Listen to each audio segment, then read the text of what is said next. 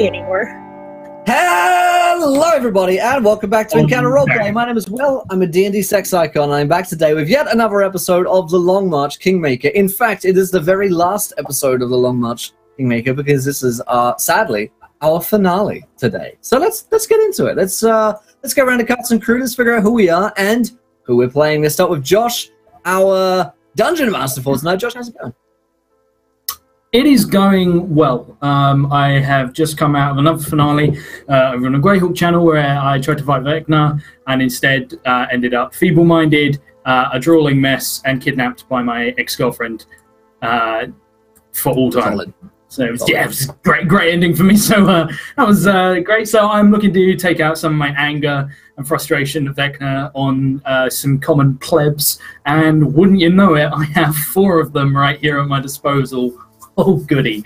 So, yeah, I'm super looking forward to that. I'll do a recap of sort of a big, crunchy recap, because as much as I threaten the players with telling them that they have to do the recap, I'm not that mean a DM. I'm saving all of that for the nat 20s that you can see alongside my face. Look at them. I wish I had as many as Lucy.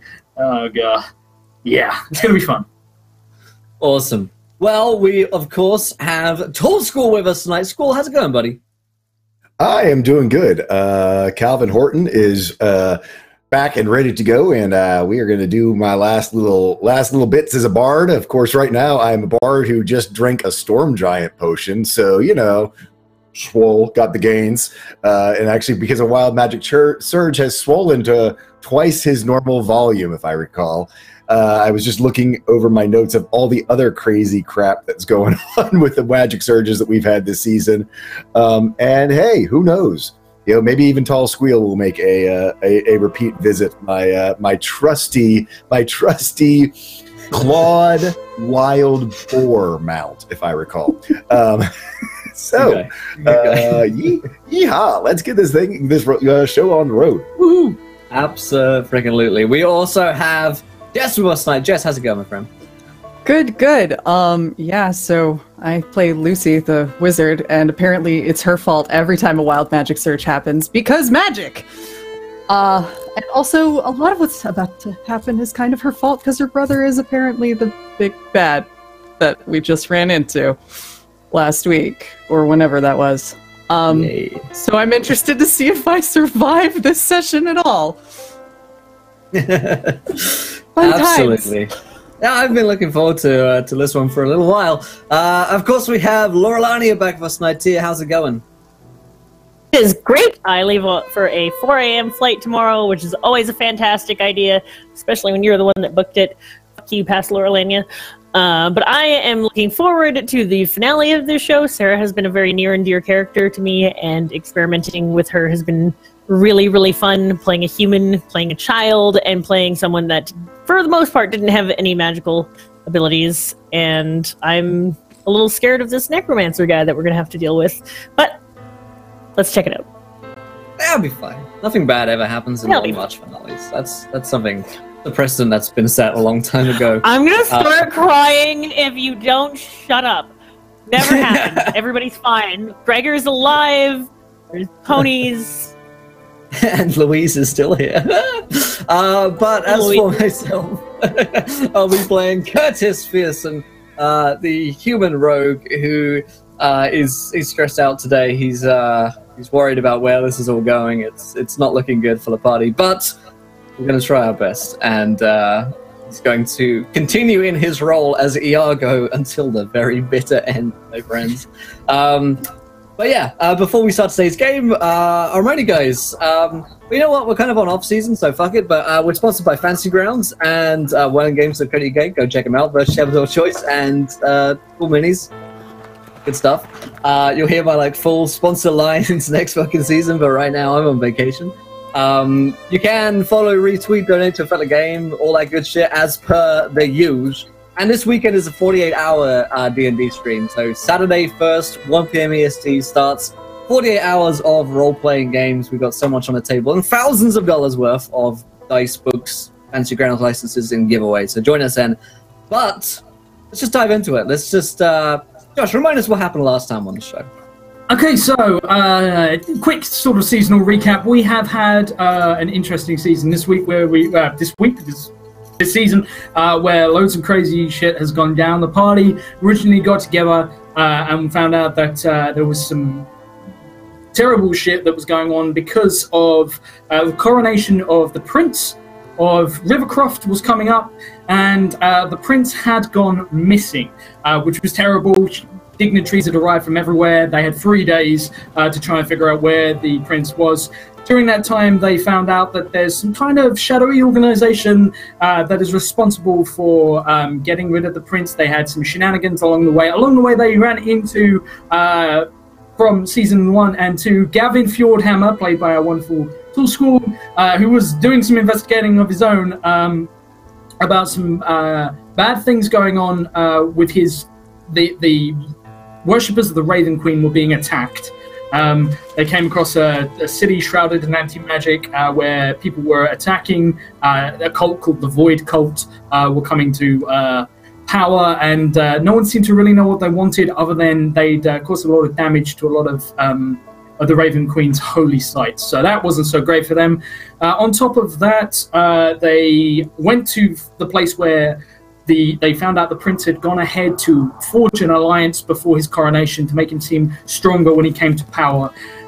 This alliance was with the New Freefields Coalition, an organization of druids and wood elves who are currently illegally occupying 2/3 of the southern half of his lands to grow food and supplies for the huge continental-wide famine that is currently plaguing everyone. That is what their plan was. They turned up to the scene of a massacre. Several of the party members were critically wounded in the process, including party's companion Duran, a nasty bastard who was sent along to make sure that they didn't do anything terrible, who was felled by essentially a 1.5-foot tree stump that went straight through his stomach. Should all by all rights pretty much be dead. As the party were fighting off what appeared to be a necromancer of some kind who appeared in the area, who found out that Sarah had previously pulled a clue out of the dead remains of a werewolf. The crown of, they suspect to be Prince Henry Renford. They found his crown in the stomach of a werewolf, but no body, and well, we don't know if he's been eaten and killed or whatever. The party was rescued by a bunch of druids from the New Freefields Coalition, took them into the forest. We found out that Lucy is actually has a druidic ancestry somewhere in her bloodline, and that her natural affiliation to summoning fucking trees that ruin buildings that I lovingly put in this world because she fucking hates she's just here to wreck my campaign. There she is, little cup of joe. Look at her smiling. Fucking Jess. So she went on a little bit of a spiritual quest, and while she was on that quest, gliding like a bird on a sort of like a spiritual vision, she saw an invading army marching from Brecondale, the large human neighbouring kingdom, all the way into dear old wonderful Rivercroft, which is without a prince, without any leadership other than their spy master, and in a lot of trouble. So with the druids' aid, they returned to find that Rivercroft's capital was pretty much deserted. The invading army of Brecondale was approaching quickly. The prince never showed up for the coronation, and neither did the spy master, who should have been sort of acting in charge. The party assumed wrongly that the spy master had screwed everyone over and done a runner after setting up the invasion, and they later investigated the castle to find that Stavros, the spy master of Rivercroft, had been killed by a necromancer and entombed in the wall in his own study. That's why no one had found him or any trace of him, and assumed because there was no body that he'd fled. As all this happened, the party decided that they would take over two of the establishments in the capital of Rivercroft. Tool School's character Calvin decided to take a break from all the crazy wild magic shit that was going on around Lucy, and took over a pixie brothel that he used. He just played some really melancholy blues, sort of metal emo songs, driving the pixies out in depression, and took over the building. The rest of the party took over what was a little bit more of a classy establishment that was just a normal brothel that was being evacuated by pretty much anyone that wasn't human is fleeing because the invading army is pro-human and very racist towards any of the other races. They were handed over the keys. Lucy decided to improve the place by summoning a motherfucking tree, because Lucy can't not summon a tree under a building. She stays in for more than 24 hours. She just doesn't know how to do it. And the party were expecting to have a little time to prepare for the army's invasion when they arrived a week ahead of schedule. They integrated a little bit, served some drinks for some of them. Some of them were staying in the tavern. Everything looked like it was hunky-dory until it came to light that this army was also putting up wanted posters for Lucy. Now, Lucy is aware that the person who is hunting her is doing so on behalf of the King of Breckendale, and specifically he is a High Mage. He is the High Mage of all of Breckendale, the first one ever in history, the first time they've ever had a High Mage, and it is her necromancer half-brother who is summoning her to be arrested. And unfortunately, due to a few slip-ups from the party and, well, some savvy eyes, and the fact that there were wanted posters for her all around town, despite the fact they did try their best to disguise, the party has been arrested. But hold the phone. No one is expecting the sudden steam engine that was Calvin. Calvin, having previously started working out because of a wild magic surge and needing to work out and get swole, decided to drink a potion of storm giant strength. And just as Lucy's brother was standing dramatically in the doorway, waiting to unveil himself, stroking his mustache mysteriously, Squall turned invisible after drinking this potion and hit him like a fucking freight train, firing him off into the air, and Squall has escaped. No one else made it out, and they're now being escorted under armed guard into an occupied city to meet with Lucy's estranged, possibly deranged necromancer brother, who is taunting them and smiling welcomely from the bottom of the steps. But somewhere out there, there is a rogue bard with 29 strength and he's here to drink storm giant potions and kick ass, and he's just all out of storm giant potions. So I'm very excited. That is where we are, ladies and gentlemen. That's your quick seasonal recap. Very excited. Will, do you have any more hooks and plugs to insert into my body before we need to get home?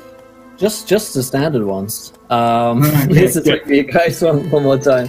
But no, I'm ready to go. Estranged and deranged is my new favorite term, by the way. Estranged and deranged. That's good.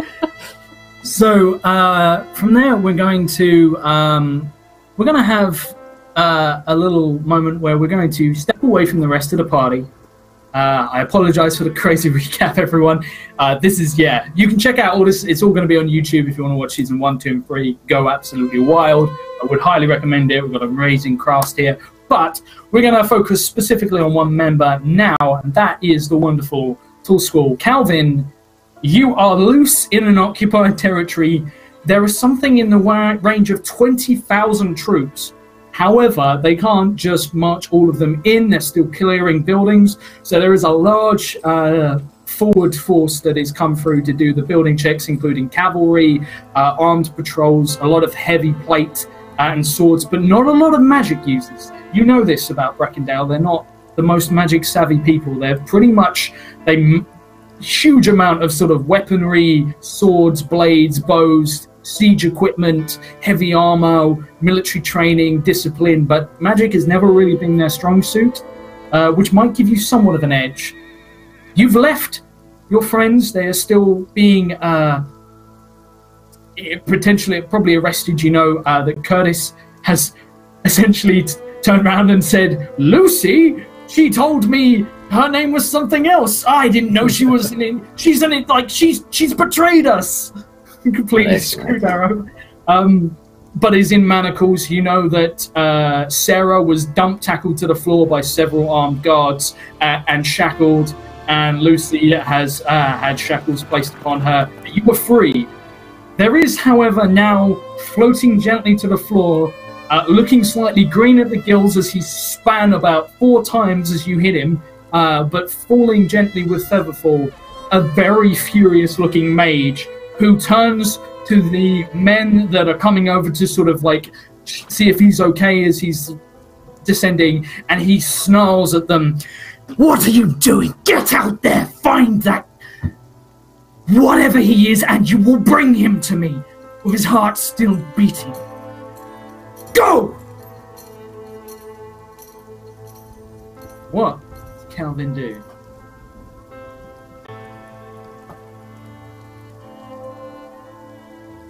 Nothing. He's muted. Calvin, he's not the sharpest stick in the drawer, but he's feeling pretty good about that he's out. And he sees this 20,000 some odd people around him, and he's smart enough to know he's got an hour. So yeah, you also would see that maybe sort of 19,000 of them are setting up camp outside the city. They're not there's no way this place can accommodate. It's a small rural, the Mott and Bailey Castle is the biggest thing around. There are a few buildings, but mostly Rivercroft is small farming territory, so they don't have the the wild magic herpes. Yeah.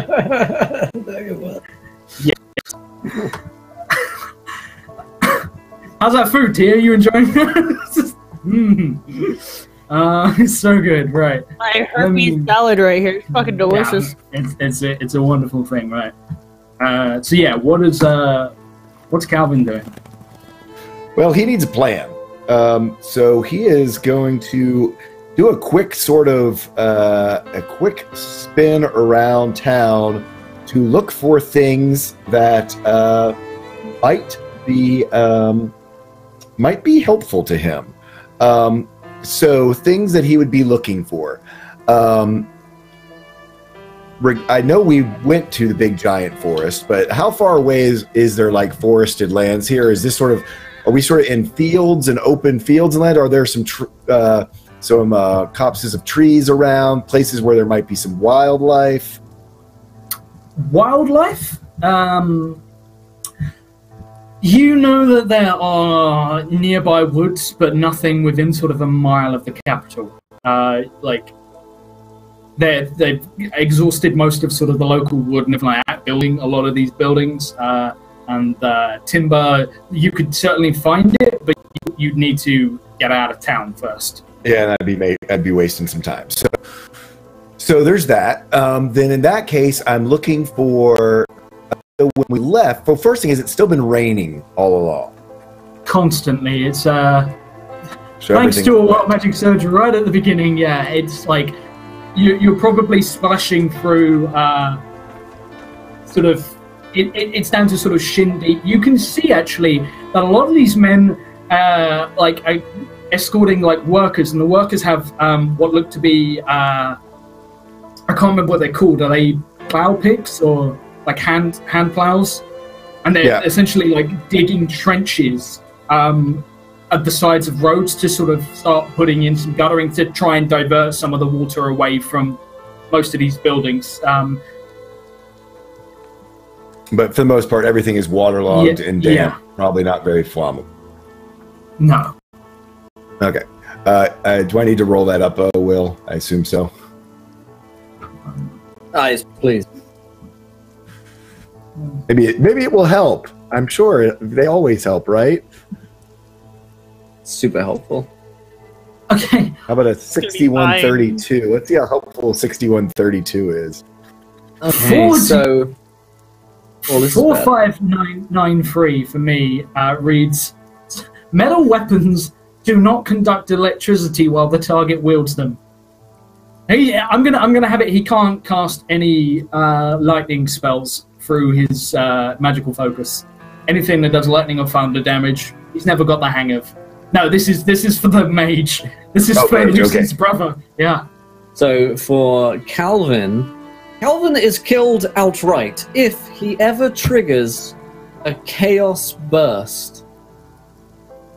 Whatever that means. Is that a wild magic surge? Because someone donates a thing and I'm just dead? It's fucking dead. That can't be right. That might be bad. Yeah, those are wild magic surges. Yeah, donate $10 by the way. By the way, Calvin's dead. See, thanks, guys. Thanks for playing. It's not pay to play, it's play to kill them all. Way to kill. Okay, Yeah. I'm going to not tell you what it's going to be because you would have no way of knowing this. But you are going to. Yeah. Okay, Calvin's going to experience some stuff. Yeah. Great. Okay. Great. So Some stuff. things are wet. So that doesn't help. Things are. There are no animals around. I'm like literally going through my spells, thinking of things that I could possibly do. Animals. There are horses. There are cavalry units around. You will notice that quite a few of the officers are on horseback, commanding infantry units because otherwise they are sloshing around in heavy plate. So the officers are lording it over the men. It makes them easy to identify a lot of the time, and also makes them a lot faster than the men, who are currently suffering a slight movement penalty down here in heavy armor. All of you are okay because none of you are in heavy armor, but they're trudging around trying to get stuck. It's hard going. So, Calvin sighs to himself and goes back to the pixie brothel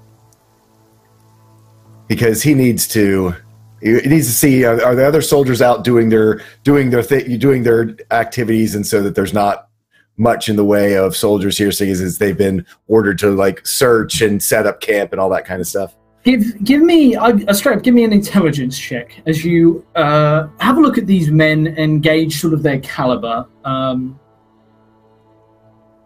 That's a 9, and I have no bonuses, so. On a 9, you would imagine that they're going to get organized and come after you. You don't know how long it's going to take them to do that. Oh yeah. So what I'm wanting is I'm hoping that no one is lounging about, shirking their duties, and has like slept in back at Calvin's brothel, at the old pixie brothel. You wouldn't know, but if you give me a stealth check as you make your way, because you do have quite a lot of... right? So yeah, you do. So you have advantage. On my old stealthy check. Oh, wow. I'm good at these. That's a dirty 20. On a dirty 20. You managed to make it pretty quick. You have to move a little slower than you were hoping. Like, you're not quite moving at normal speed because you'll create ripples through the water. It doesn't magically mask sort of your passing, but a lot of the guards seem to sort of pass you by. There's a lot of rainfall, so splashes in the water, so a lot of guards pass you by. One or two of them, you take like a jab towards your legs, and you realize that and you sort of like, oh shit, they found me. And then one of them you hear one of them sort of, what are you doing? And he's like, I'm pretty sure there are fish or something in this water. Like, looks around, like seeing like these wake marks, just like, come on, we gotta go. And other than that, you're pretty much undisturbed. Who has had a wild magic surge so far? Everyone Technically, we've all had them. They've all had many a surge. No. My time. You're right. I should give them all to Lucy. That's right. I'm gonna give one for Lucy, one for Sarah, and one for Curtis. Les. Alrighty. Yay! All manacles within 15 feet break. This should be exciting. What's up, Israel? Hey, my friend. Alright, let's see. My one is... Did I just roll a 31? Fuck me. Alright. Oh god, I'm afraid. Target can't sleep until she gives away all of her armor. What? Oh dear. Well, that's I guess never going to bed. As for myself, a large haystack falls from the sky onto Curtis. It's like the reverse Assassin's Creed. Instead of me jumping from the sky onto a haystack, the haystack falls on you hear like an eagle screech. Caster must save versus fortitude, or their lungs turn to gold. What? Holy what happened? Okay. So, that's some torture right there. That's some like magical oh, torture. that is a horrible way to die. Give me a Nat 20. Complications I'm a on nat 20. 3D. Woohoo, nat 20. I'm not a metagaming pigeon. I'm a metagaming owl. No, I mean, you know. Dave. Quality for all metagaming birds. Do I just use Give a me nat 20 or do I give roll me- that? Oh, just use it. Use the 20. Use the 20, Alright, and I then guess roll I see will. what you would have gotten. So, Yeah. Okay, Use the so 20 and then roll anyway, yeah. all right. Let's see what actually it could have been. What could have happened? Ooh. Man. Oh God! How are you enjoying your lungs Well- today? I love You, them very uh, much right now. Yeah. You have a nasty hacking cough for a few seconds of surprise, maybe, but you don't instantly start to asphyxiate from no air. Yeah, From Okay. my lungs turning into the most Always good. valuable thing for a few miles.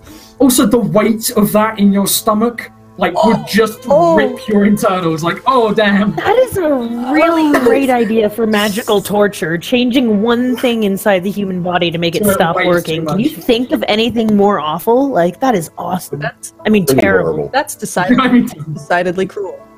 Okay. That seems like something he would do. Anyway, You, Calvin, just as you reach the bottom of the elevator, the hand crank lift that leads up to the Pixie Brothel, you see your fellow travelers being marched out with a large amount of guards surrounding them. Lucy at the forefront. Some of them have weapons drawn, but most of them are just roughly manhandling them down the steps.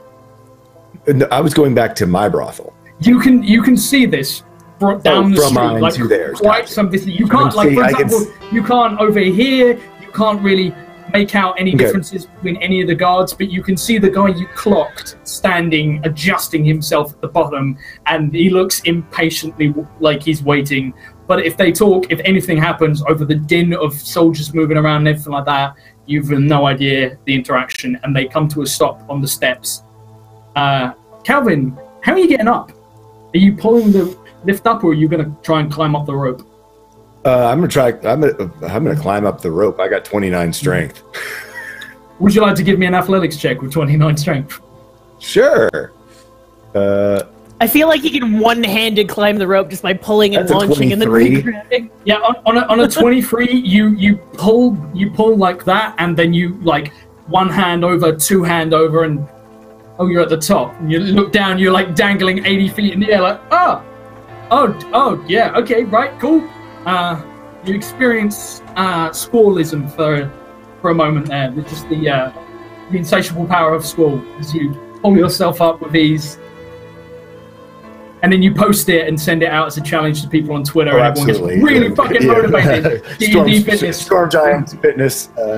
But hashtag Storm Giant Fitness. But so I look around. Is there anyone around inside of the old Pixie Brothel, or am I alone here in the old common room? Roll me a perception check. As you glance around, That's a nat 1. when you hear a lot of noise, you hear soldiers moving around, the whole building is creaking as it's shifting around.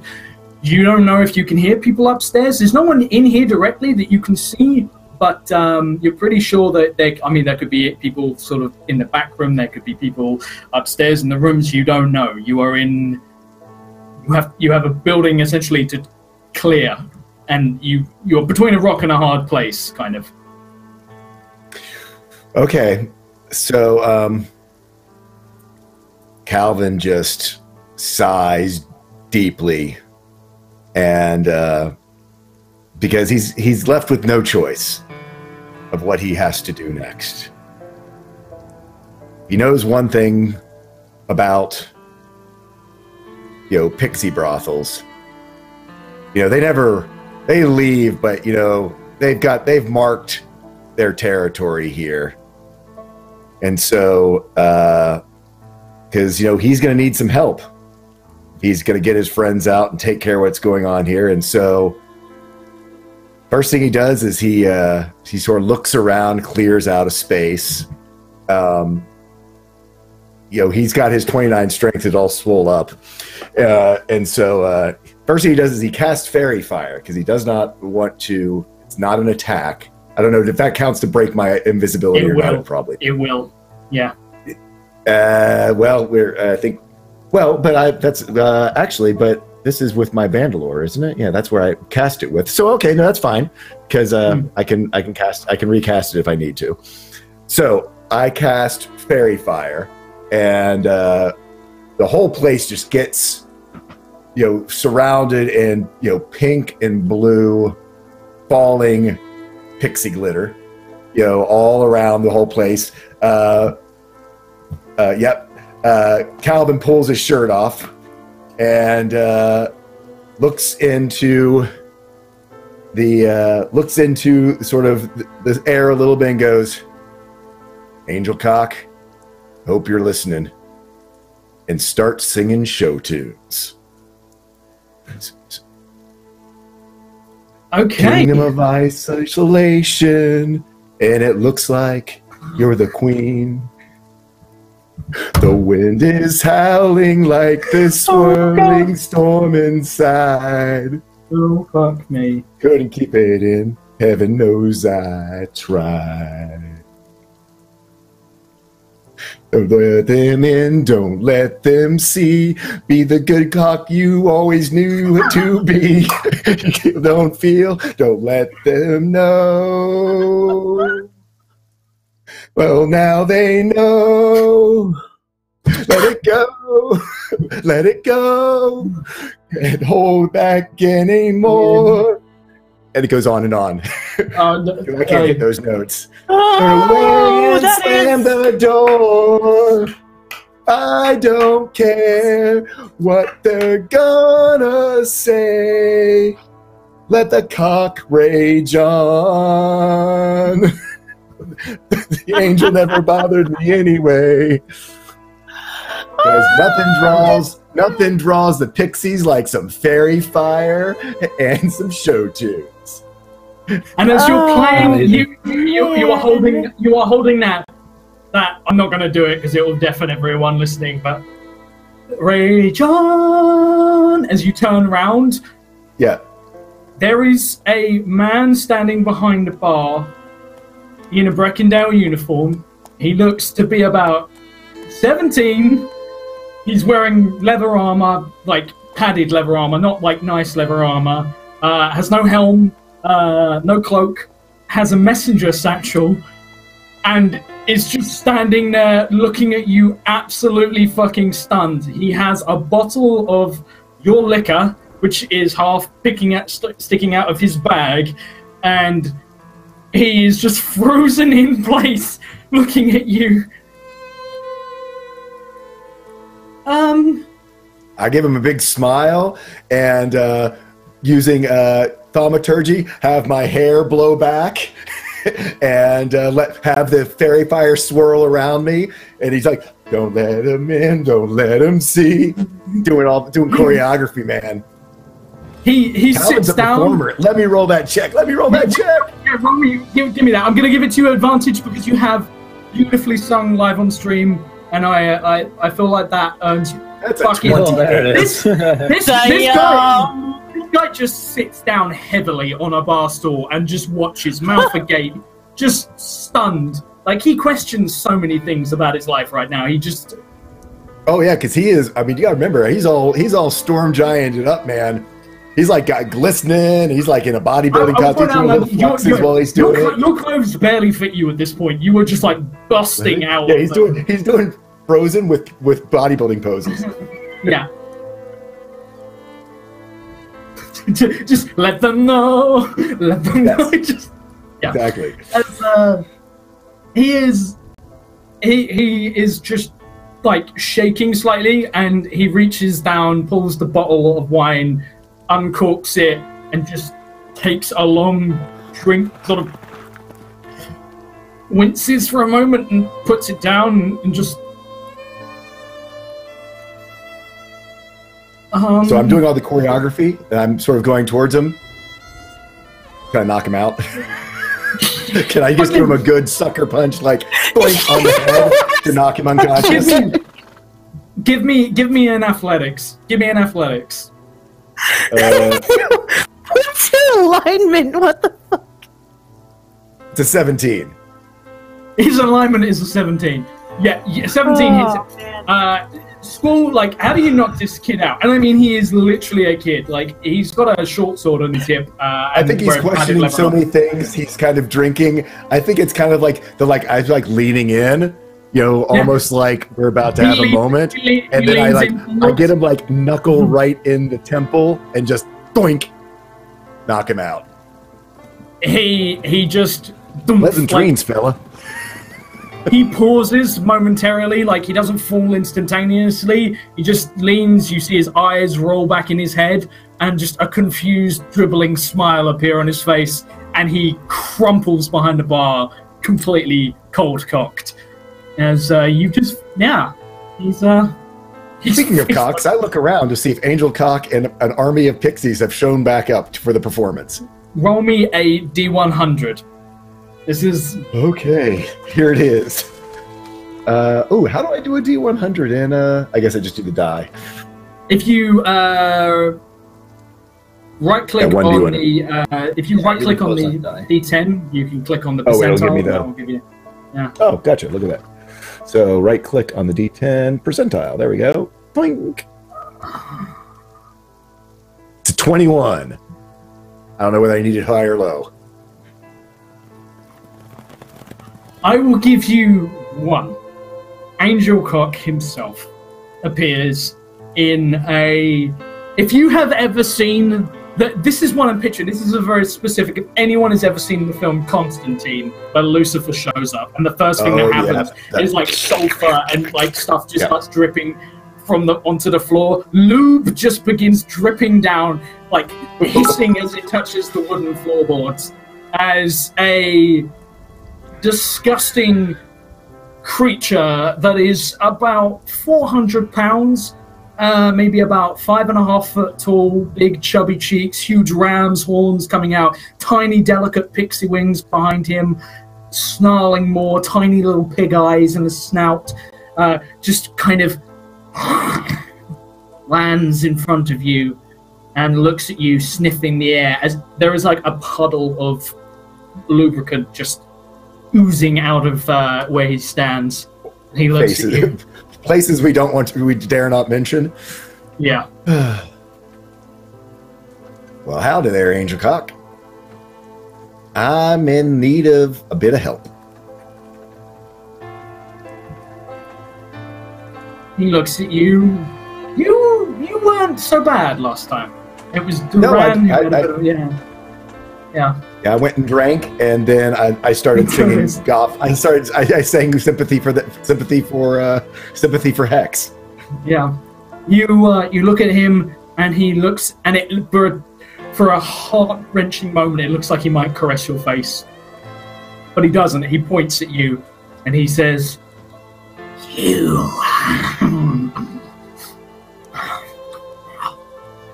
Well, look at you. Aren't you just the slickest thing I've ever seen? He like, you see a slight like pinkness in his cheeks, and he just stop. And as he does that, he flicks like streaks of lubricant across sort of you. You're now oiled and muscular. This is oiled, muscular, and covered in fairy fire glitter. It's getting all hot up in here. Well, you're just slippier than a salamander snot in a skillet, now aren't you?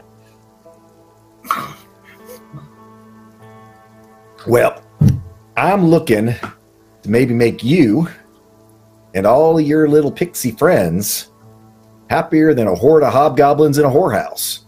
If you want to give me a hand here. He raises where his eyebrows should be. It's just like a ridge of almost like plates in his head, where the horns seem to be blown out. And he just crusted lube. He seems to be listening. Well, you see, I know. Well, in my experience, there's nothing better than a little bit of mischief mixed with some lewdness when it comes to pixies and their fun. And I got 20,000 horny gentlemen out there and ladies. I figure you got quite a few pixies at your disposal to go and have some fun. And just to make it interesting, I got this right here vial of sovereign glue. What you say we throw a party, Angel Cock? He smiles. You see like huge molars like all the way around his mouth. He sort of grins this huge toothy smile with sort of blackened sludge seems to drip out from his mouth, and he is grinning with excitement. And he reaches out and places his whole huge sausage-fingered, clawed hand over yours, just like it's almost as big as yours. Like you are ripped and swollen at the moment, but he just like encapsulates your hand and pulls it slowly from yours and caresses it. And party time. I figured you might be able to have some fun with that, so I'm just thinking I need just as many of them with things and parts stuck to places that they just shouldn't be stuck to. He smiles and says, "Better run away now, buddy." Well, unfortunately, I just got to take care of one small thing. There's a few of my friends. Maybe I can help them. No. Tell you what, you stick to the guys and gals in the armor, and I got this one gentleman who I really want to reintroduce myself to. You're welcome to stop by towards the end. But if you can keep those soldiers just mighty busy, either with each other, with your passel of pixies, and stuck to wherever you want to stick them to. You feel free to just stick whatever you need where you need to stick it, and you don't want it ever to come loose. He licks the edge of the bottle. Let's have some fun. Let's do. And with that, I think I will let Angel Cock. I'll give Angel Cock just sort of a nice, kind of beside the face, kind of nice look and a big eyebrow lift, and just like, been a pleasure. I'll sing you and your past a whole. I'll write songs about this. Y'all are going to be famous. He seems to sort of like fan himself slightly and just, well, let's have ourselves a little soiree, shall we? And I'll send Angel Cock on his way, and I'll cast invisibility back on myself, and he set back for a spell. He walks over to the balcony and stands proudly. You see the balcony creaks under his colossal weight, and he looks down as he's standing there dramatically in the rain. He runs his hand through like strandy hair that's kind of discolored, slicks it back, looks down, and says, "Cooey!" And I give him a nice dramatic musical background. You hear guards freak the fuck out, and over there! And like pretty soon you see like the rope and the pulley system start moving as a whole squadron of guards begin to ascend their way up. Make me a perception check real quick. Perception. Oh, did go on that one. 23. You hear like, what do we do? As they come up, and then you hear a voice that you recognize. we make sure that we send him a message. And the man speaking loudly sounds suspiciously like Commander Victor, who you have met before. Corporal Victor, Corporal Victory, as you named him so eloquently. The dickhead who came and ruined your day in your bar is leading this squadron to come and take this place back. And Angel Cock is waiting for them at the top of this. They're not ready. Yep, I just give a whisper to Angel Cock and go, that one up front there, he's going to want your special attention. And I just sort of give him a pat on the back and just go, show him a good time. A really, really good time. And you watch as, to your absolute fucking horror, Angel Cock pops the cap on the Sovereign Glue, smears it across his chest and stomach, and the second Corporal Victory gets to the top, he jumps at him, grabbing him and adhering to his front as this guy screams and Angel Cock's mouth just like puckers up in a smooch that covers like his lower jaw up to his nostrils, encapsulating his entire lower face in a huge suckered smooch, and the guards freak the fuck out. A couple of them fall off the lift in terror, weapons start kind of drawing as they fall quite a long way down. It's 80-foot drop, and chaos erupts everywhere as guards start running in this direction, and you see like they are having to call for some serious fucking reinforcements. And as that happens, you realize that one or two of your pixie dust things are no longer, they've gone out of sight of your radius ever so slightly, and are now latching on to some of these guards who are swatting at them dramatically, as it appears the pixies have heeded your call. You've got a hell of a distraction. You don't know how long you've got. And I basically say, well, ain't love grand, and hop out. Sort of, he kind of does that nice sort of exit of sort of like flipping his legs over the balcony and goes down because he's got a 29 strength, and Thunk does a nice 3-point landing, casting invisibility on himself as he falls. So big fish in the muddy waters by the time he lands, and then tries to go and find Julian, but also his friends to try to get them loose, as havoc starts to radiate out from the pixie brothel. Give me another stealth check. You will obviously be at advantage, and it's a slightly lower DC this time, as the guards are fucking focusing on chaos. As behind you, you see one or two guards get knocked off the edge, as you can hear them screaming, and every now and again, Corporal Victory just like crying out in desperation. And damn, a 24. Yeah, they no one sees you coming. No one gets in your way. You have to like weave past a few of them who come charging forth in like a phalanx formation, but they haven't got a fucking clue what's going on. Cool. Yeah. So I go sort of retracing the steps that I saw that they were being taken in.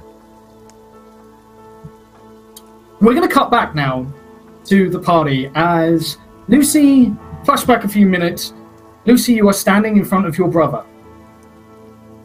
He is wearing simple black robes, not too much embellishment, but you recognize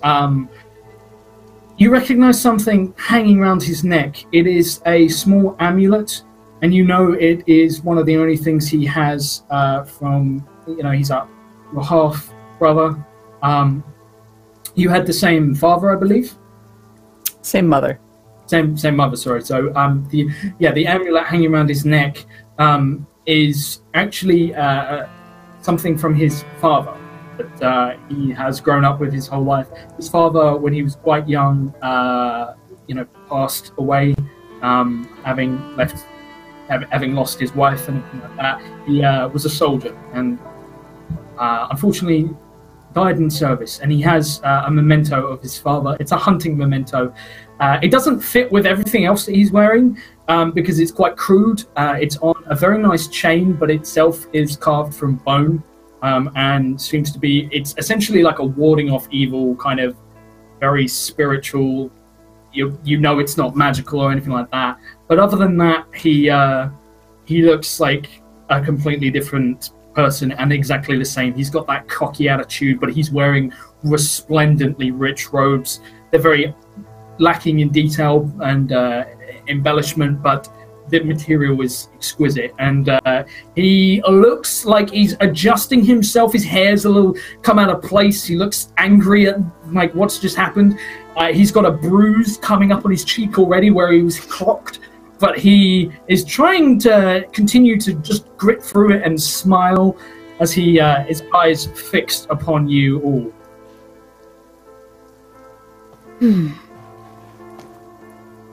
Looking a little blue there. She'll just kind of gesture as well as she can with manacled hands to the area where the bruise is forming. He reaches up very gingerly and touches 2 fingers, almost massaging the spot where he was hit, and he looks irritated but takes a long deep breath. You always had to make it difficult, didn't you, sister? Did I? I recall that's usually your job. What is all this about? He looks at you and reaches up and he licks 2 fingers and his thumb. And he reaches forward as you are held and he rubs his fingers through your hair, wiping away charcoal, exposing that white streak that he gave you a very long time ago, nearly killing you in the process. And you see a smile, much more earnest, return to his face as he looks at it and then looks at you.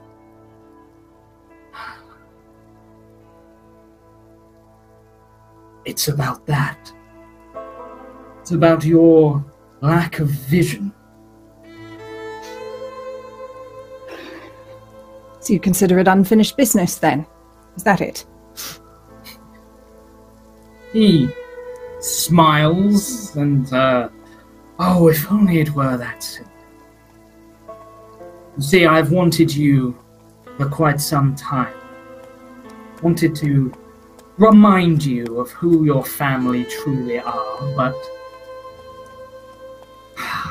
try as I might, you were always on the move, always out of reach. And then an opportunity fell into my lap. Is that so? Well, if it's business just between us, you can let these other people go. They've got nothing to do with this. Is that so? He looks at Well, Sarah yes. first. Get off me! Get off me right now. You can't arrest children. It's against the law. Show me her arm. One of the guards is going to try and like grab your wrist and hold out your arm. Can I try and escape? Yeah, you are. You are shackled by your hands. They haven't put you in leg shackles yet. Give me a athletics or acrobatics. Nat 20. You're going to use your nat 20? Oh yeah. I got a plan. Okay. You are still. Get to Calvin and figure out the plan. You are not quite on the floor here. So the guard standing next to you, he grabs your wrist. He's like next to the tree trunk, and he grabs your arm, tries to hold it out. And as he does that, you shoulder check him and then dig your elbow into his armor, and you hurt like it. It hurts, like, as you smash your elbow into his arm, but it knocks him, and he cracks the side of his helmet against the tree trunk. And as you bounce back, the guard on the other side is standing essentially on a tree branch that is, these have formed in like a helix surrounding the tree in a spiral staircase that leads up to the tavern. There's no banister on the other side, so as you bounce back into him, the guard just suddenly, like, realizes there's no step to take. He puts his foot on thin air and he suddenly plummets off the edge. He doesn't fall particularly far. It's only about sort of a 10-foot drop, but he's falling in plate armor into mud and about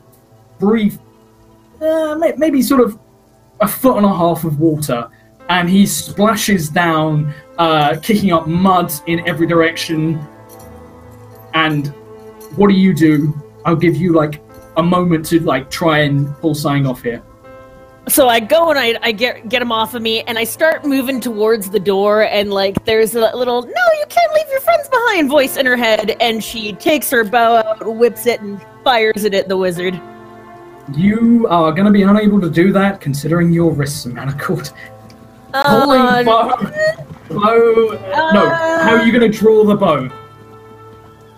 No, how are you going to draw? Like, I'll let you pick the bow up. How do you pull back the string? No, good point. I will take out one of my swords and charge at the wizard. Okay. I'll let you. I can kind of stab. Yeah, you can do it. It's possible. Okay. Make me a single attack roll, please. Nat 20. Okay. Are you seeing a theme here? Yeah, I'm seeing a theme here. You lunge forward and you manage to get your sword up real quick. And as you lunge forward, the two guards in front of you, who are over side of Lucy, turn around and try and get in your way. But sort of one of them bumps into the other one. You slip between two of them, ducking under their arms as they come in a big grappling bear hug, and you almost trip into him, sliding forward with your short sword. And you stab it into him. Roll me some damage. It's not twice the bonus, right? So that's just twice the damage. Yeah, twice the damage. Oh well, come at me, bro. Max damage. Okay. Stabby. You said make it count. Yeah, you said trip and skip. And you make him forward, and you stab him through the gut. You're not sure where it is, as you are now sort of pitching forward and he's pitching backwards. Give me a dex save to stay on your feet, as you have basically just charged downstairs with manacles sort of coming down. You stay on your feet. He does not. He goes down. Are you leaving the sword in him, or are you holding it? No, I'm gonna try to kill him. Okay.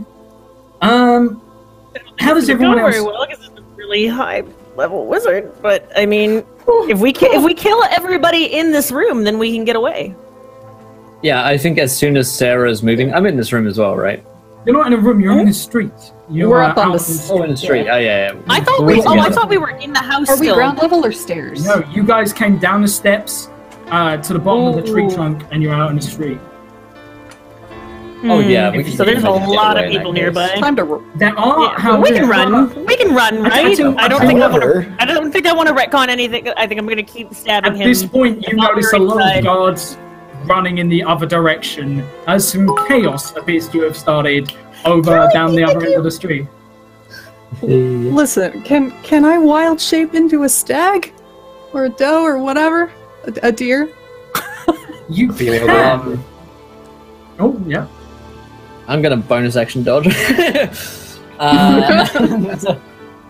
try and run. I mean, I've got two. So we each have two people on us who have got us held. You've all got. They're all holding you. You've got manacles, but as this chaos kicks off, as they're two nat 20s, I'm gonna say everyone's got a moment where you're not necessarily, as everyone's lunging towards Sarah. You've got an opportunity. And victim is violence for the raid. Thank you guys. Definitely. As soon as I see Sarah jumping out of her manacles, Curtis is going to, pull the kind of elbow into one, duck the swing of the other, and he's going to try and then run. Okay. Are you jumping down? Because you can jump from this distance without taking it. It's 10 foot. But it's into sort of water and mud and 100%. It's kind of quick elbow, dodge a blow, and just jump into this water away from the guards. Okay, would you like to, are you using your action to disengage, your bonus action to dodge, like everything, like, I am a rogue, I will not be touched? All the mechanics happening, yeah. Absolutely, that's it. Yeah, you slip sort of like a cheap shot like into one guy as the other guy turns around.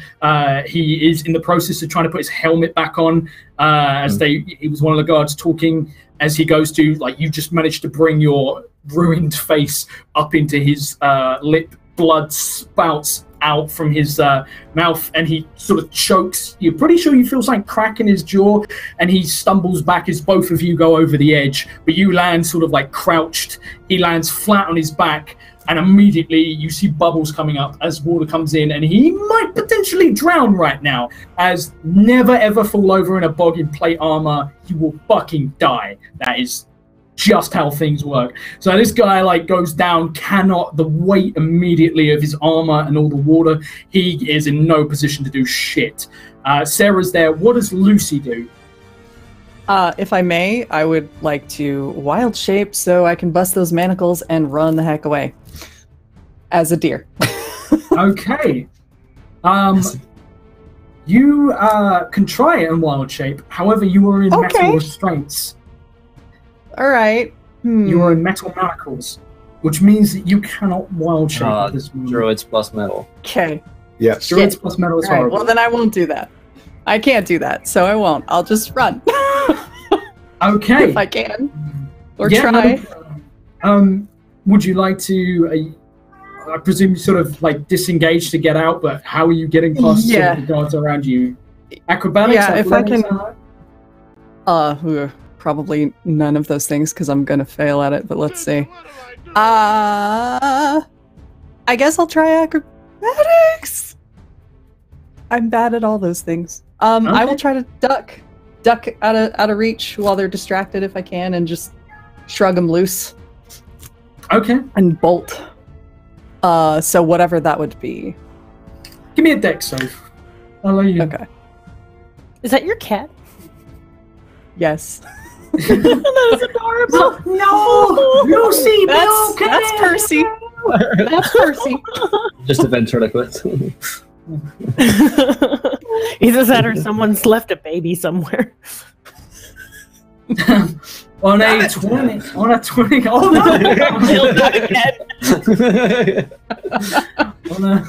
on a 21. Lucy, like, you see your brother, like, he tries to shout something out, but there is no air left in him at this point, as he's just been attacked by Sarah and has gone down hard. But he points at you, but he just makes a choking, hacking, gasping sound. And you manage to sort of just sidestep off the edge and land sort of your cloak billowing for a second in the water. You guys, I'm going to say you guys are all really close together, and the guards are essentially sort of parallel to you. Some of them are on the floor and struggling to get up or potentially drowning. Their leader is in no position to give commands for like the next few seconds and has a nasty stab wound. There's chaos going on down the street. Which direction? How are you guys? What are you guys doing?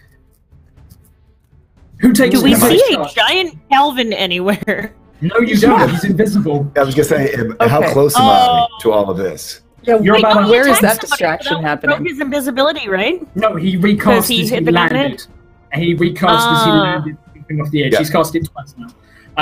As he lands, Calvin, you see this about 100 feet down the road towards where the Silver Serpent is, and chaos is erupting as it looks like they are trying to bust out.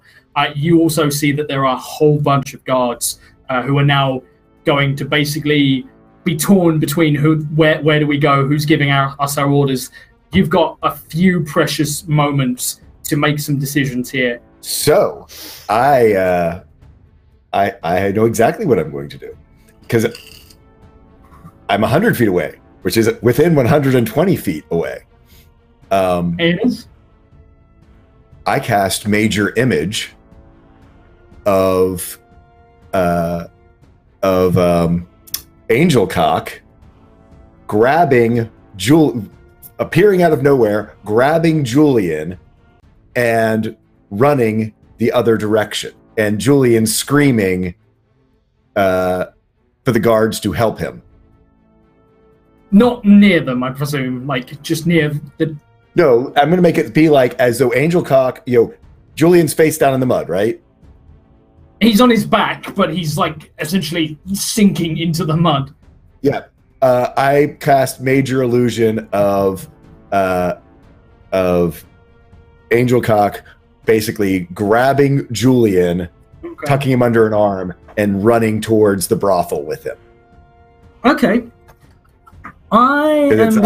Major illusion, or major image is image appears at the spot you can see within range, lasts for a duration. It seems completely real, including sound, smells, and temperature appropriate for the thing depicted. So, covered in lube, making all the correct sounds and noises, and basically looking at that. So, I have a question for you on invisibility. On your rules of invisibility. Okay. Are you transparent, or are you like an invisibility cloak? Or is it like an invisibility cloak? What do you mean? If I lay on top of Julian, does it look like he's disappeared? You are transparent. Okay. So if you were to, for example, take something like, if, for example, I can put an apple exactly. Yeah, anything like that, fine. A person, no. Okay. But you, I just wanted your ruling on it. Yeah, no, that's fine. You see this happen. What's your spell save DC on determining whether or not it's an illusion? My spell save DC is a 16. Okay. They have rolled a natural 18, but in all the chaos, you get about one round before they suddenly realize that he's still there spluttering, but they are not going to go on a wild goose chase on this. But there is a moment for you guys, an extra precious few seconds for you guys escaping, that you see like this sudden appearance, and Angel Cock appears in front of all of you, looks at everyone, goes, "Hello, boys," and grabs them and grabs Julian, and you see Julian like screaming as he runs away. The guards suddenly like panic, and like one of them like turns and fires a crossbow that goes straight past them. So doing my full freight train run as I'm doing this, I pick up Sarah and start running the other direction because I've cast a spell now, so I'm visible again.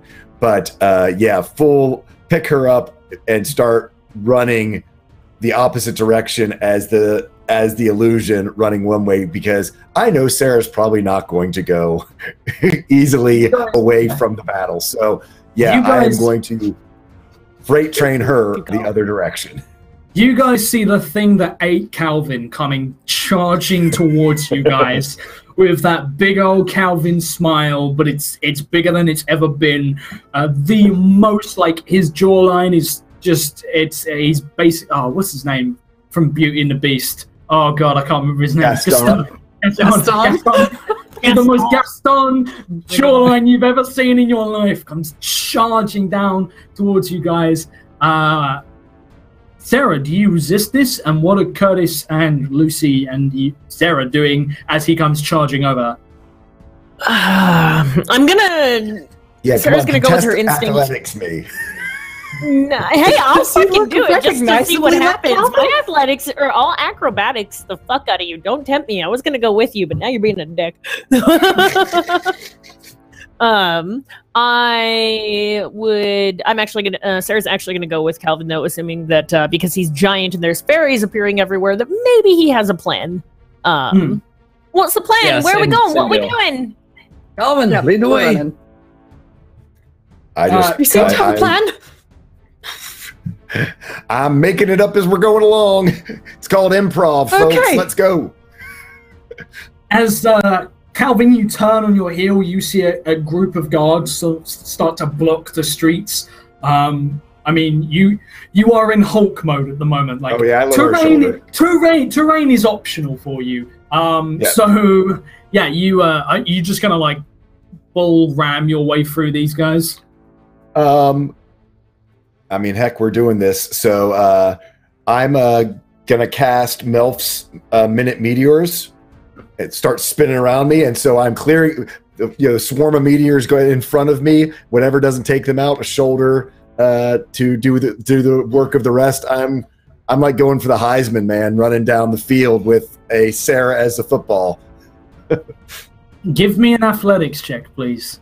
As these guards are going to lock shields, and you're not trying to go through one, you're trying to go through many. As these guys are trained for maybe not quite this, but they are trained. Okay.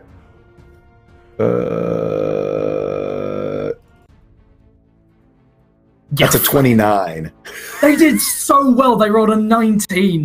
They were so close, but they are no match. They break. You guys are clearing a path. What is the conversation going on between you guys as you're in town center, guards all around? There's two huge scenes of chaos going around, both involving Angel Cock. In front of you, Calvin, you see Angel Cock and Corporal Victory still screaming, but much more high-pitched and weak in sheer fucking panic. Both of them fall off the balcony as they flail, and guards try and reach after. Some of them fall over as well, trying to grab him before he goes. It's a fustercluck. So if I recall, this inn was basically on the edge of town. It was the first thing we came to for the thing. So I basically give Angel Cock a salute. And I vote we keep on heading out of town, sort of zigzagging through, trying to just leave the insanity behind us so that we can regroup and figure out what we're going to do to get Julian. What's everyone's passive perceptions? Oh, good Lord, let me find like 11 or something like that. I was actually going to actively... I was waiting for my turn to speak, but I wanted to actually say, because Calvin has me up and he's gigantic, I want to take a look around at what's happening. Okay, I will give Sarah the option to roll an active, as everyone else is just in the fray. 15 passive. 21 passive. 13. I am. And I get a 21 with my roll. Okay, my 13 is my passive. You two who roll 21, Lucy, you hear it. Sarah, you hear it and see it from your vantage point as Calvin's got you up on his shoulder as he's shoulder checking, so you're above. Where's Duran? Hey! Oh, that's a good question. Where is Duran? Where's Duran? He was behind the bar at the Pixie brothel. He came back. Where did he go to? I forget where he went. He was arrested with you guys. As Sarah has thought about this, you turn around. Duran is currently fighting pretty much everyone who came to arrest you guys on the steps of the bar, retreating back up. Oh, hell no. Put me down. Put me down. Put me down. Put me down. You see one very large, soldier of Breckendale with a big quiver and a big bow, striding forth in slow motion. He's got a top knot, big face paint. Lord. Yeah, you see anything, but also you guys see Lucy, you hear cavalry approaching. It's not coming from town. Okay. Sarah, you glance them. They're coming down off the hill that the main camp is. It's Gandalf. These are not on your side. These are look silly. These are the other guys. You see Breckendale's cavalry deploying. They are mustering up. They're not ready to ride out straight away, as most of the cavalry had already come into town. But they drop what they're doing. They drop setting up tents and everything like that. They mount up. They are going to run you down. Me. Right out. That's not good. We've got to go for death and glory. What? No, but what about Duran? I can't leave him. He's the only family I've got left. Put me down, Calvin. Duran's back there. We can't just leave him. Think of everything that he's done for us. No. Shit. Fucking damn. No. Man, part of me that wants to be a good player in D&D and move forward with the plot is go with the players, and the other part of me that's Sarah is go back and save Duran. Duran rolled like an absolute boss, but I'd like to use one of my nat 20s, please, as Duran just starts, like, you see men start falling off the edge as, like, he's not trying to kill them, he's just knocking them flying off the edge. Like, they can only pretty much come at him 1 or 2 at a time. Once he gets up there, that's it. You know there's no other way down. And he's badly injured. So, yeah, you guys see this. Lucy, his cavalry, as does Sarah. You see them mustering. If you guys are out in open terrain and they have cavalry, I mean, and there's no place for us to really run to, is there? I keep on my eyes on Duran for as long as I can until I can no longer see him, and I start to cry. You see him, like, stepping I'd like to use this opportunity to go into my 1d4 round tantrum as well. Doesn't something happen when I tantrum as well now? You look older. No, you look younger. You look like 8 years old when you tantrum. You look yeah, like an 8-year-old. that's right. So I go into my tantrum, my wild magic surge turns me into an actual baby, and I start crying. I don't want to go. And you see, like, Duran, like, fighting with both his swords, like, trying desperately because he's fucking manacled. Does Duran see me turn into a baby and cry? And he gets to the point where he has, like, because it screws around the tree, it corkscrews around the tree, he steps behind the trunk and is out of sight, but you see more soldiers rushing up and plenty more coming after you guys. I look at Lucy and ask her if she do you have any spells? Not for this. Fly? Nothing to get us up. Anything defensive? Come on. Throw us a tree at least. Anybody want to give me a wild What magic search to grow do a you do tree? with one of those trees right now, Lucy? Listen, I have grease I could trip the cavalry with, like a small portion of it. Grease will be next to useless because of the terrain and water and fire. Yeah. No, I don't have anything unless somebody wants to breathe fire. Let me can I roll you like a perception check here, Josh? See if I see any nice little hidey holes or something. Yeah, absolutely. Yeah, we need a place to hide. Ooh, Where are we gonna How hide the big is- giant 30-fucking-foot Calvin?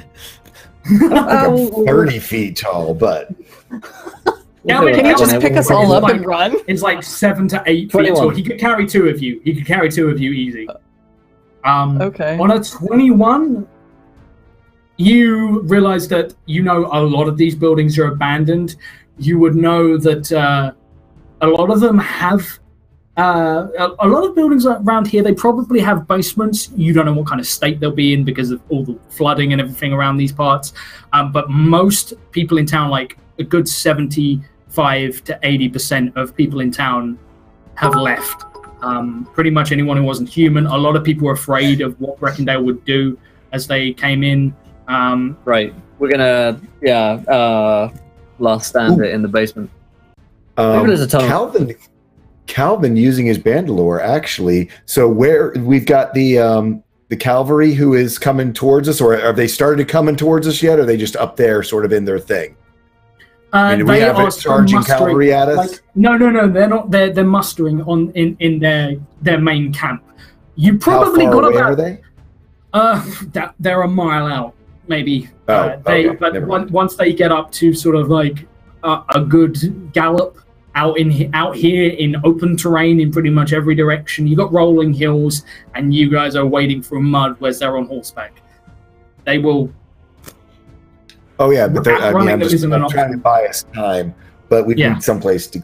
So Yeah, I say plenty of these houses have basements. Maybe we can hole up in one of them. It's about the only thing. yeah, Hold in there for hell of a lot longer than we're going to be able to out in the open. As long as we can hide. What about Duran? Be fine. He's All tough. right, but what about these manacles? I can't get them off. I can't fire me both. I can't reach it. We can sort that Yeah, out can when I- we find a place to hide. but Being yeah, a rogue, is that something I could help with? I was just saying Do between you strength have and rogue. fucking? I got a few Please tell me you're skip. gonna kill. All right. Okay, So basement, we are Mr. going to find Hyde? Basement? Yeah, basement. Okay, you Go guys into basement. You guys duck off into sort of like the small residential area around here, like actual solid buildings, pretty much like behind the tavern itself, and make your way through. And finally, you find a likely looking building, Curtis. You notice like the door's slightly hanging off. You notice one of the shutters is like hanging off ever so slightly, and it looks like it's probably been looted. And you guys sort of make it inside and find that, true enough, there's furniture that's been left mostly, but no like bedding or anything like that. All of the sort of bedding has been torn apart, like the actual straw has been like torn out just for people, you know, either finding the things they stashed in there or looting for other stuff, and come in and close the door. Calvin, you barely fit through the doorway. You are so sort of, you go in sideways and close the door. As you hear, there is a large amount of guards outside. There is indeed a little hatch that leads in sort of, there's a staircase that leads up to what is like a veranda, kind of, not like a proper upstairs. It's just around the edges. The loft. The loft area. But there is, underneath the staircase, there is a trapdoor which has been tossed open with a set of steps that lead down. Ooh. Let's go down there. Hey, y'all, that's about our best bet. And once we get through there, I'm going to cast major image again to make it look like it's that the hatch. There's no hatch there. That it's a solid floor. I mean, close the hatch, but basically completely obscure it. Okay, how long does That major is image? super smart. It's only 10 minutes, so I'm gonna sort of chain cast it. I got like, 2 more that I can do. You can hear them. Listen, like when like I presume you close the door as you come in, like close everything up. Okay. Definitely. As you guys make your way down into this basement area, it is small. It's like a dug pit. And you will immediately find yourself almost waist deep in water. There's a few bits floating around in here, like a trashed wicker basket with holes in it that's just bobbing along on the surface, and a few what look like very rotten like apples and onions and parsnips and just anything that was left behind because it was completely unedible, just bobbing around. But other than that, you plunk down, and when you close the trapdoor, you are plunged into pitch black darkness as major image goes up. And let me just roll. They're going to be at disadvantage because they're checking in a hurry. Oh god, yeah. You straight up hear them like come in, bust in. They're in there for about 30 seconds looking around. You hear them like tossing stuff around, and then they storm out again and go back out on their patrol. You know that they're not going to stop looking for you guys anytime soon. You have one advantage. Because it's raining, they cannot track you by footsteps because the ground is underwater, essentially.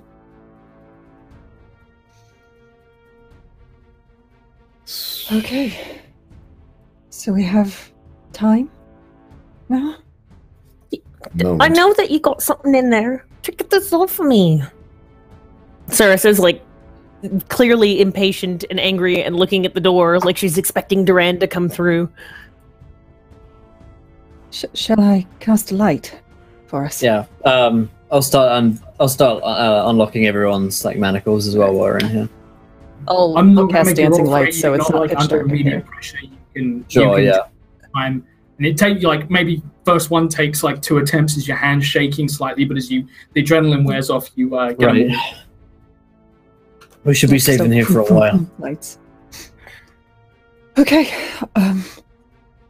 Sarah, you safe? Did you see that I stabbed your brother? I got him good, I did. You did. That was completely insane. Yeah, what the hell was that about? Well, but you did good. If he's dead, you can't kill her. Sometimes when you got to kill somebody, you got to kill them before they kill you. I say, looking up at Curtis like that's everything he's ever taught me. Yeah. I nod proudly. The worst dad in the universe.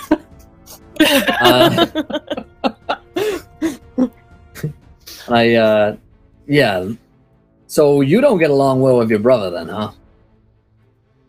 Whatever gave you that idea? We've had our disagreements, and apparently that stuck with him. Other than that, I don't know what his grand plan is. If he has one, or if he's just completely lost his mind. Honestly, we probably Should I should put my stone on? deal with him. She says, very actively trying to avoid just saying killing, even though murder is certainly on the mind. Do you think there's any way we could get him to change his mind about being a complete psychopath? I tried got that the once. impression. Yeah. Well, if he's under service to the king and we haven't seen the king, isn't that a little bit suspicious? Now that you mention it, yes. A little bit. So why don't we just go and appeal to the king for Lucy's life? I mean, it probably won't go off that well, considering I just stabbed him, but... Yeah, I get We'd the have feeling to we go might all have the way burned to that bridge. Breckendale. Yeah, I don't think that he seems like the forgiving type. Not so much. And you notice that he went to looking at your arm. Yes. What do you want to do with me arm? Well, remember the call to the void? And that's where Gavin done touched you. You realize that see- your hand, you can see the handprint where like Gavin's hand was. Well, right now... Wait, damn it, Calvin! What, my name's Sarah! I'm not a country girl. As Damn it! you guys, Damn it! as Tia composes herself, everyone actually can roll me a history check, as all of you have been around the soldiers while they've been drinking, having conversations, something like that. Oh, that's... See what you remember. 9. That's 15 for Calvin. Okay. Calvin, you know that the guards spoke about the king. He is with the army. You have no concept as to where, but he has marched with his army. He has come with him. He has heirs and people that he's left. You know, he has other people, not just, you know, some spy master dickhead to leave behind who's super suspicious and a load of people. Like, he has, you know, war ministers and other people, but he very much marches with his army. If he's here, he's either in the huge camp that has been set up outside of town, he's in town at the castle, or he's at a smaller camp or a big camp outside, you don't know. But he's come this way. He, from what you can tell, isn't in Breckendale right now. He's in Rivercroft. The king is in Rivercroft. The king of Breckendale has come with the invading Yeah, army. has come to Rivercroft. Yeah. Well, ain't that interesting?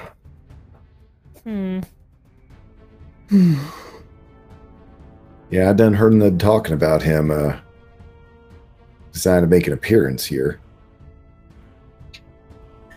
I tell you what, as well, as Lucy is from Breckendale, I'll let you know a little something about the king. Because, you know, you're from Breckendale yourself, you would know some degree of details about your king and what he was about. You know his name, he's King Marcian Lindale of House Lindale, who has ruled Breckendale for pretty much since its founding, generations and generations ago.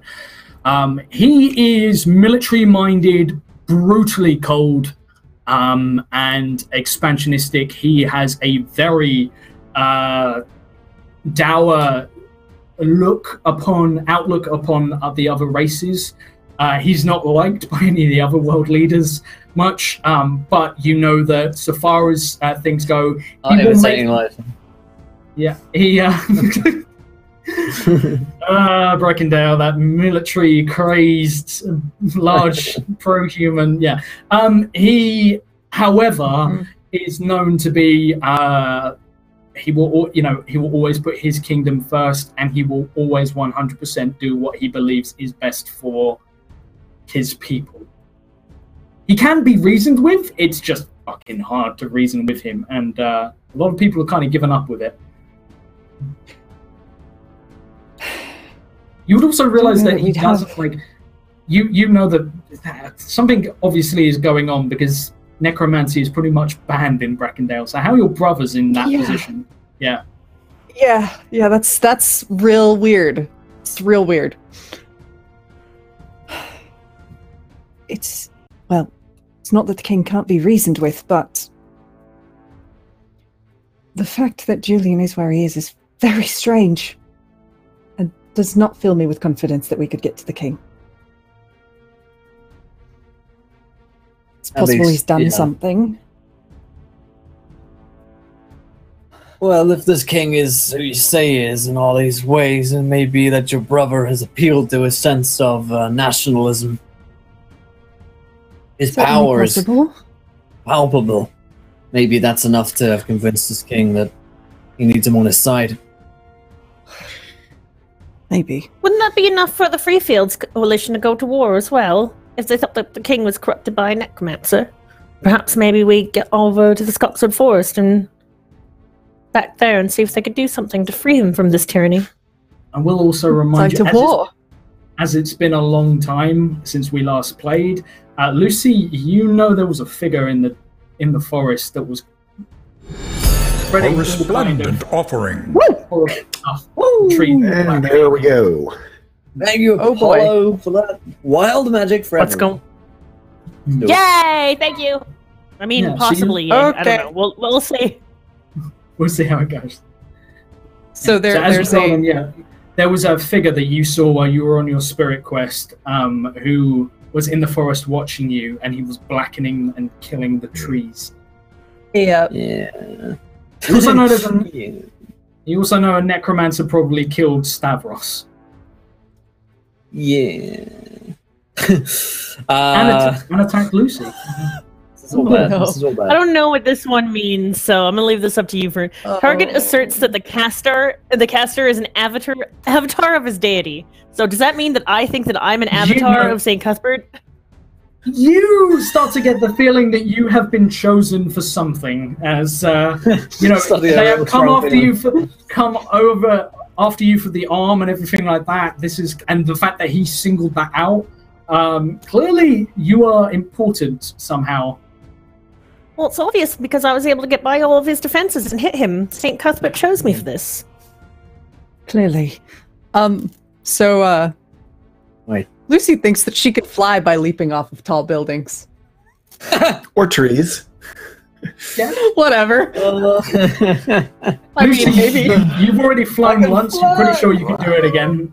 I could totally do it again. It's fine. 100%. Definitely a level to do that.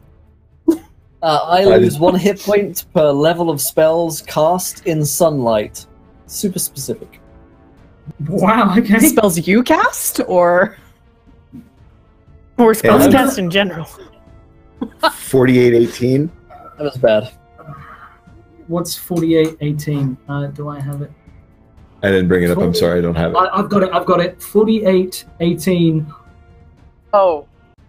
What? One of target's limbs can appear identical to his other limbs.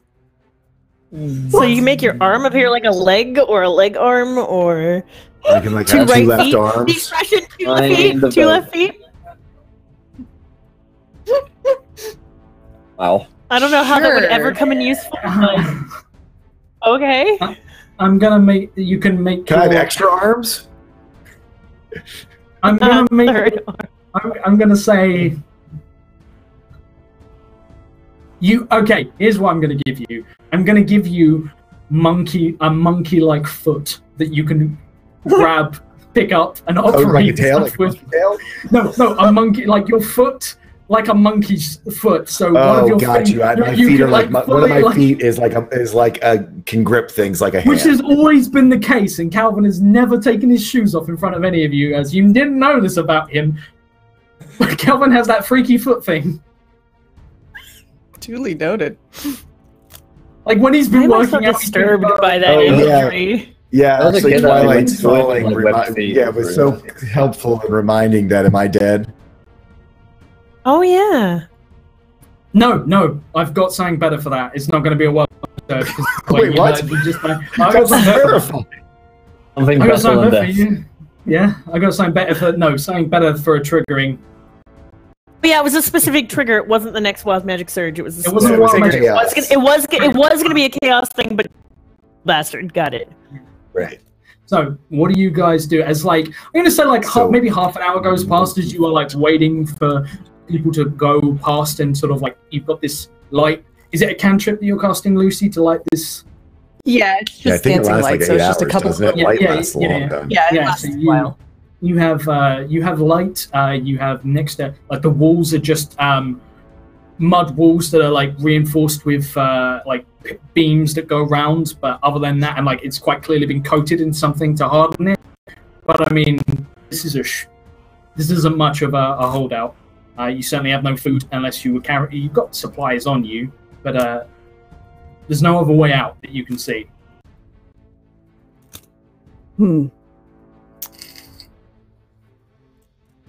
So there's Well, we've a got- lot of soldiers we have in the town to deal with. And We're a gonna have rude to do necromancer. something. Well, we know your brother think getting- wants either Sarah or you. Right. Our Or only both. chances To give him, maybe set to of give him what he wants. What? I look at Curtis. It's just like that one scam we ran that time. It ain't pretty. Yeah. Are you going to take a couple of dead bodies and make them look like us, and then we're going to come in and kill them and save the day, just like in that theater play I saw, Ocean's 15. There's Ocean 6. Breckendale 15. This is back in the past. Took a really long time to get to 11. It's like 13 Durans. long production cycle. Yeah. 13 Durans. It's just 13 of Duran and his extended family of Duran. Oh God. So, So yeah. what's this plan, this con you have? Why don't you tell them all about it, Curtis?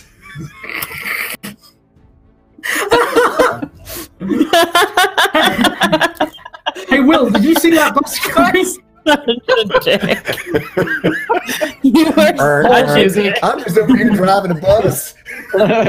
Oh man. So I say, the Bellagio, the Melage, the MGM Grand.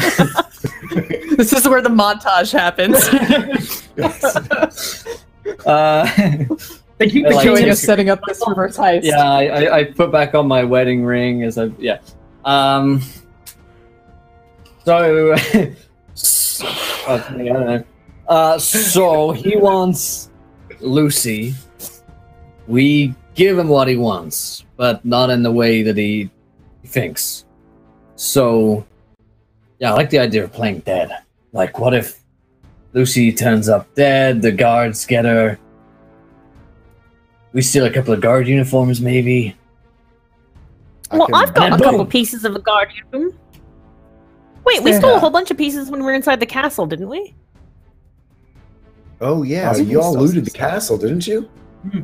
Yeah. I mean, And I Sarah know that I took grabbed a some- costume of some kind You- from like the prince. I can make myself look like the king. I have everything I need to look like the king.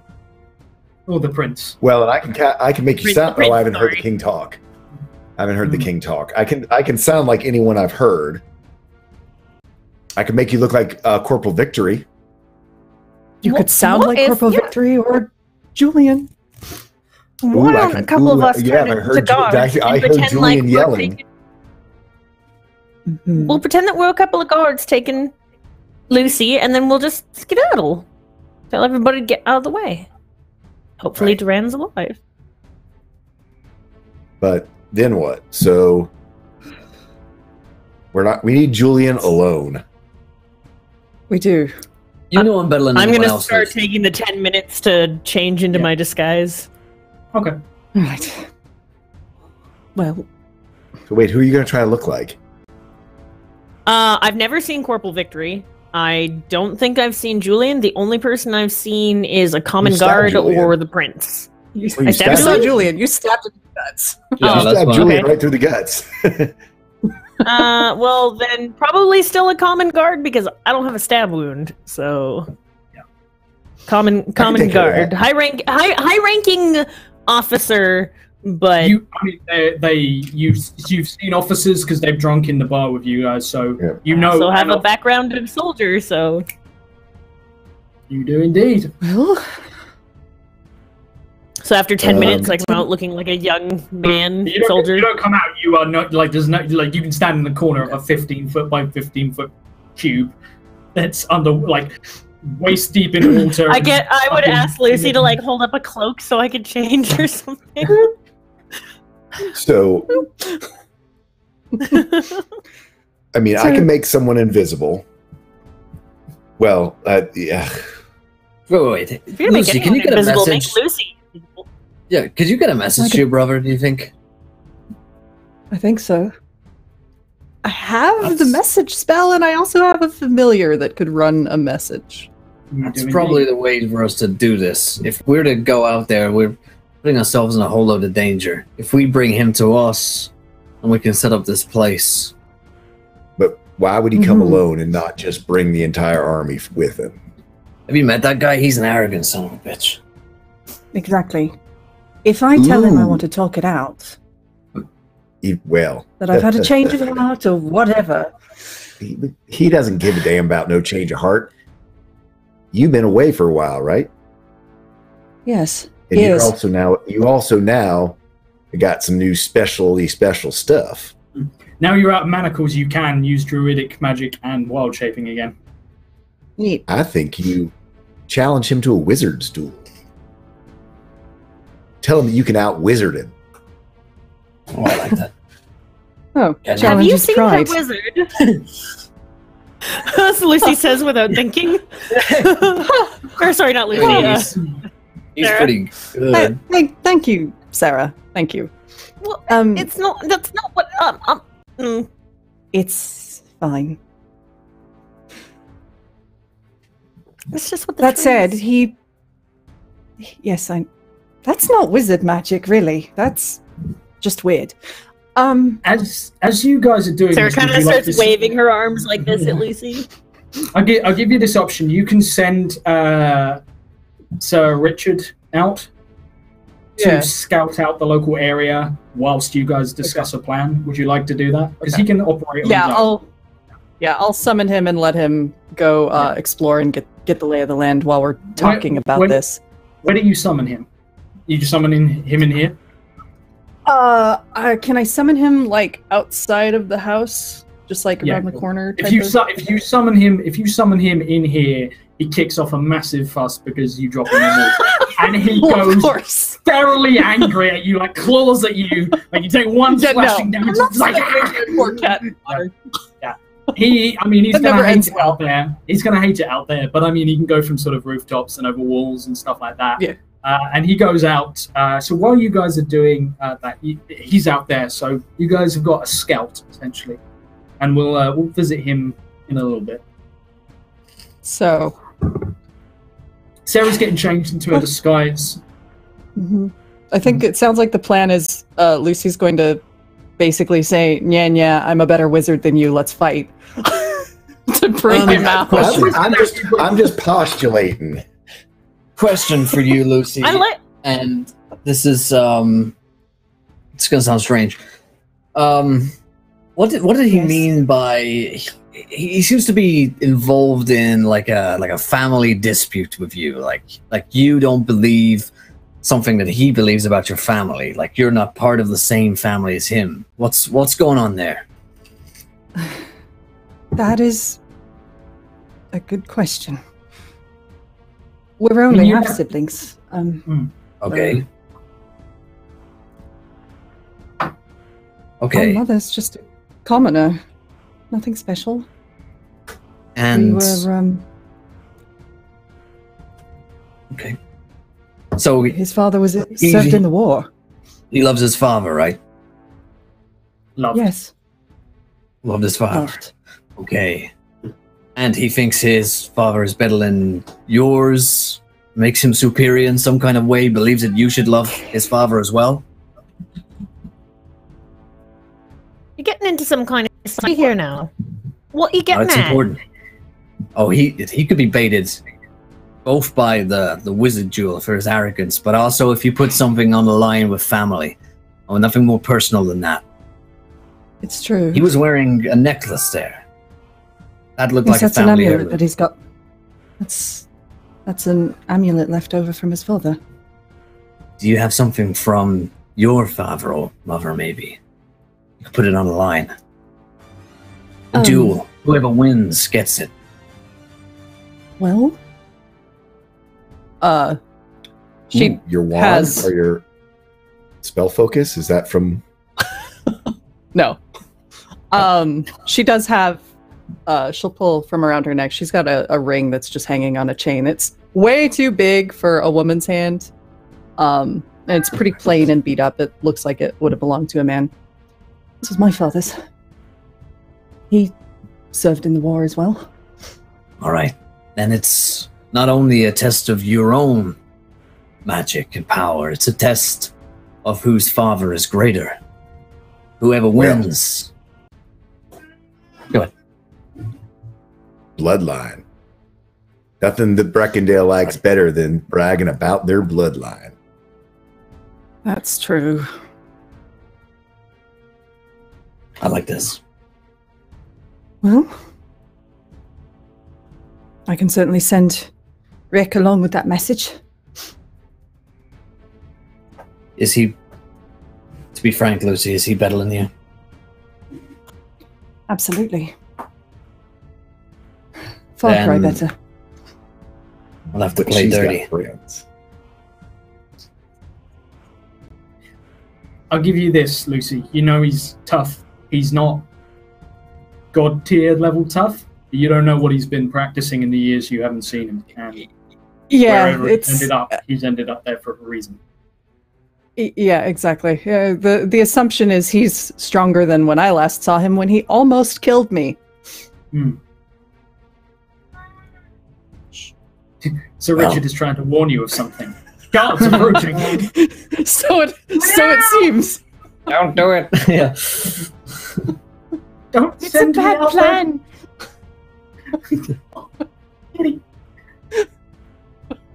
I apologize Well, for this. just have to cat. give it a best try.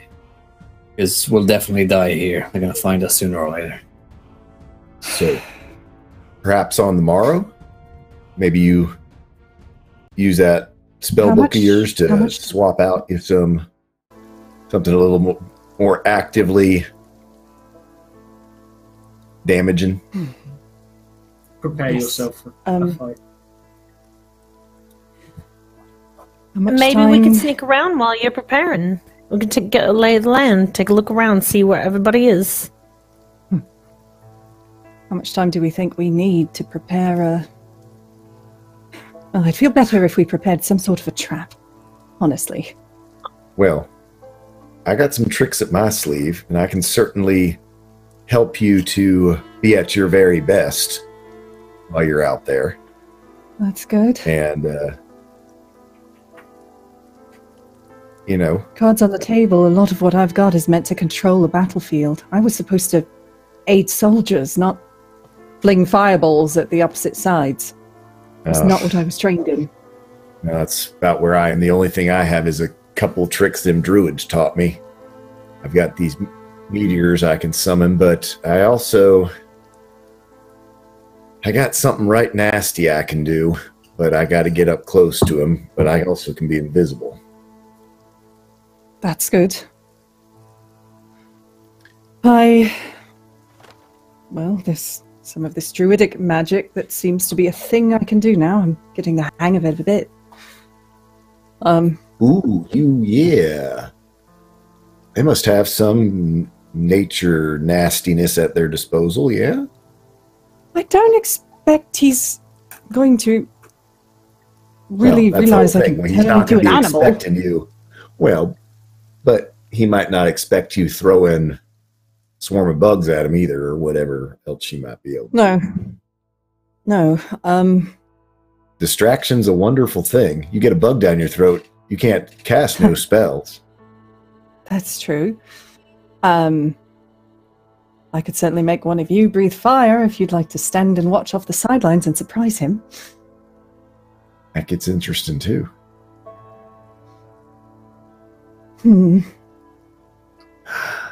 Ooh.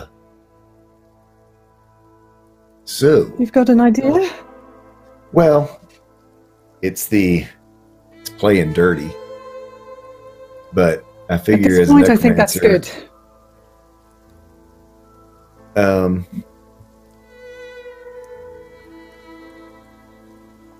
Oh, let me see if I've got it in my instrument. How small of a thing can you turn yourself into? I've seen spiders, so I would say, is it safe that I could turn into a spider if I wanted? Yes, you will have a hit point. Yeah. If you are a spider, you have a hit point. You have fantastic mobility. I've had this before. Yes. Druid turned into a mouse, and it was great until someone into a rat, and someone panicked, stomped on it, and immediately a tiefling appeared and threw them off their feet. Yeah. Yeah, exactly. I could turn into a spider. Bugs. Something small. Probably. Well, you turn into a spider, then I can turn you into a itsy bitsy spider. To what end? You crawl inside of him and then turn into an armadillo, or turn into a rhinoceros. You would have needed to have seen a rhino. Rhinos are. Well, I'm sorry, whatever. I don't know. A stag. Ooh, you can turn into your stag. Turn into your stag. I bet those antlers don't feel good when they're springing out through your chest. I remember, like, you have a flash, Lucy, as you remember, like, your stag straight up ran one of the werewolves through the gut. Yep. Tore a big chunk out of it and pretty much 1v1'd it. We make Curtis look like you. You turn into a spider. I shrink you to be even smaller. All you need is him to take a good inhale. You get sucked down inside of him and turn yourself into a stag. Right. No more necromancer. It's ugly. That could work. That's terrifying and disgusting, but effective. And at this I know point, I've been lots of ghost stories to scare the kiddies with. Clearly. Well, at this point I don't see we've got any other options, but I just got checked. How good are you I don't know what all his concentration spells. Yeah, like I think reduce is not concentration. It might be though. Couldn't tell you. does I don't know this because I have never played a druid before in my life, but with wild shape, can I go from shape to shape, or do I go? Yeah, you have can jump to go shape back to shape. me? Okay. You can pass. You can go shape to shape. Well, Sweet. I mean, it's. I believe you can go shape to shape. The trick is not losing the one hit point on the inhale. You got to do it basically as soon as you get inhaled before you hit like stomach acid or something.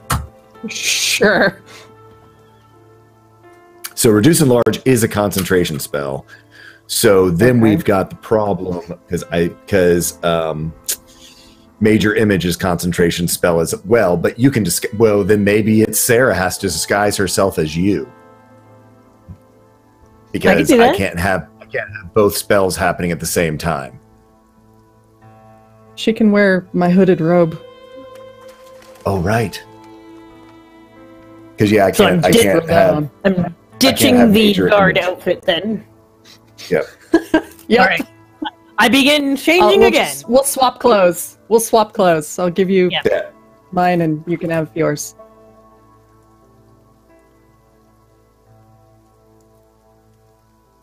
All right. Right then. Spend the next few minutes changing and looking like Lucy. And I'm Okay. listening constantly to see if I can hear any hints of Dran's voice at all.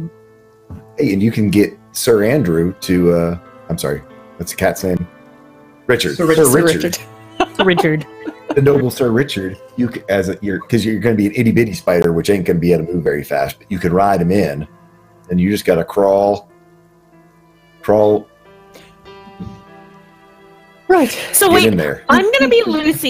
You're going to throw Lucy's voice on the image. I'm going to challenge somebody to a wizard battle. He's going to come at me, and then she's going to come out the side and go from spider to Someone's wizard. going to throw turn the into a cat at spider. him. She's got turned to a spider. I'm going to Yeah. I'm going to reduce her from standard spider, which is tiny, to truly reduced itty bitty. Microscopic. So she can be, so she can be inhaled. Then basically, You're going to try and crawl into your brother's mouth and then turn back into Apparently. a large creature and turn break into a his stag. Apparently. blow his head up. Yeah. It's a super simple plan, guys. I mean, what could go wrong? Apparently, that's what I- we're doing. I feel like I'm on an episode of Rick and Morty, but fuck it, let's do it. Okay, anyone else got a better Sure. plan? Nope, that Not is really. the plan. That is the best we can come up with, so we're And doing it. if it fails, it's just Lucy. She's a magic crazy person anyway. And Maybe she'll remember, turn into a guys, tree. Maybe she'll get a Tree wild will just magic grow. surge and turn into a guys, tree. Okay, ladies and gentlemen, may I just I remind do have you a question. that I this have is one a question. scam that Calvin and Curtis have run in the past. So I mean, it couldn't go wrong. Why have we done this before? That is the weirdest scam. This is like Pirates of the Caribbean, where just all Place in we their need, life. all we need is like a goat, someone to turn into a spider, a large spell, and someone to go like this. D&D, everyone.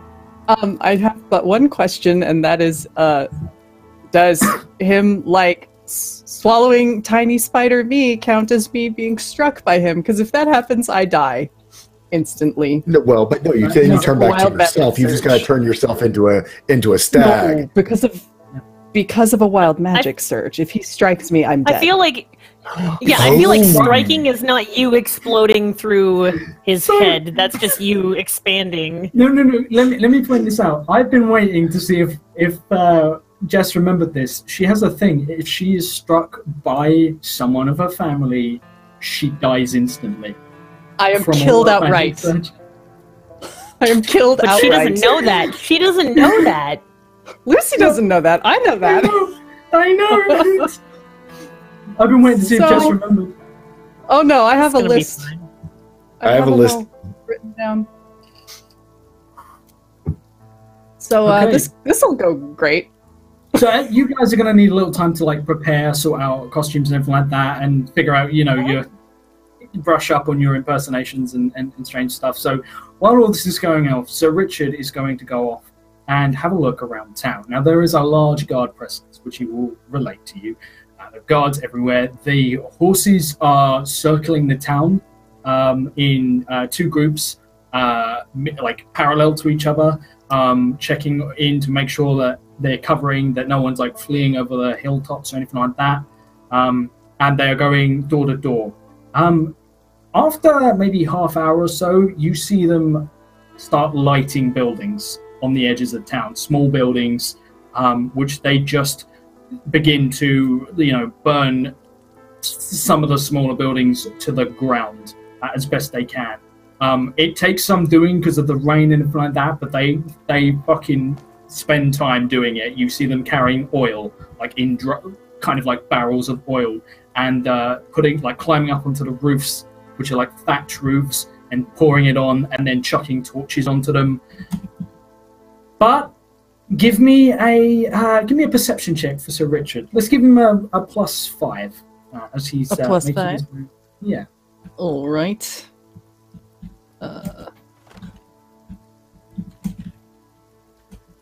Nat Wow. 20 height. I love my But- cat. It's because you should have had your cat rolling for you. Your cat has all the 20s, you have all the 1s. That's how it works. Apparently. Your cat will see. Remember that stage that was being erected opposite the brothel, you see a large body of guards dragging a figure towards the stage. And marching with them is a man who is dressed in black, heavy armor, and he has a huge axe slung over his shoulder, and they are carrying a block onto the stage. Okay. Don't say it. Don't say it. Don't say it. Don't say it. Don't say it. You know who it is. The figure who isn't walking. He is being dragged by... You guys left him. You see him being dragged under his arms. He looks bloodied and injured, bruised and battered and broken, and he is not fighting them. He might not be conscious right now. There are about 10 guards, and you notice that your brother is moving along with them. He has a bandage round his stomach, and he has people trying to fuss over them, and he is furiously slapping people away who are trying to almost drag him away from this out in the open, but he is not having any of it. As they are erecting an execution, and there are more guards making their way over. You see that the chaos at the brothel has ceased. There are still guards who are being dragged out of the mud who look like they've died from the fall or from drowning or from maybe Angel Cock has done something. You don't see Angel Cock or Corporal Victory anywhere, but there are a large body of guards that are moving towards the stage. And as Sir Richard reveals all of this to you, he is dragged up on stage, and your brother stands up, and he shouts out, and you guys can't hear this from where you guys are, but Sir Richard hears this. Lucy! Come out wherever you are. You've made this much worse. You guys don't hear this. Only Sir Richard hears this, who can relay this telepathically to Lucy. You've made this so much worse than the people you proclaim to care about. You have until dawn. Come peacefully. No more blood needs to be spilt. We have plans for you and your friends. If you're not here by the time the king arrives, he smiles. I can't promise even my dear sister's safety. She'll relay that message back to the group. And not getting a response as he waits a few moments, he sends out riders to pretty much every house. Place a reminder on every door, in every home, so she knows the blood will be on her hands. And you see guards sort of looking a little bit okay, and they quietly begin to file out, and Sir Richard will watch as the tavern, that house next to the tavern, they post a message spiking it to the door. Seems to be a threat that if you don't come forth by sunrise tomorrow, as the sun begins to set, the Duran's execution is on your hands. So much for having time. Duran is out there, still alive. New plan?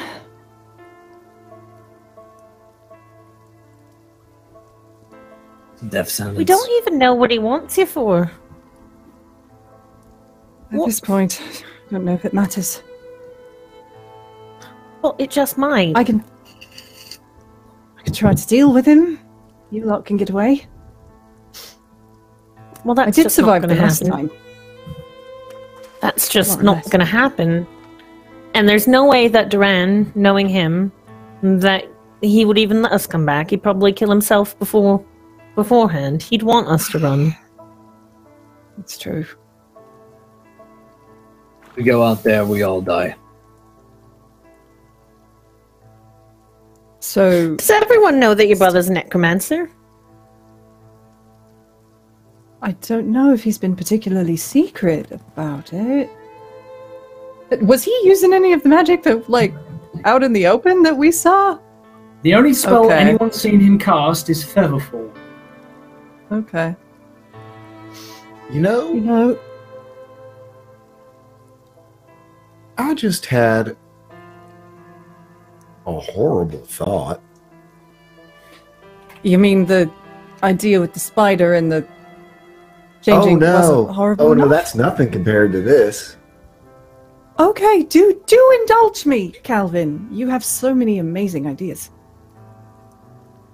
Well, you'll have to brush me up on my history, but, you know,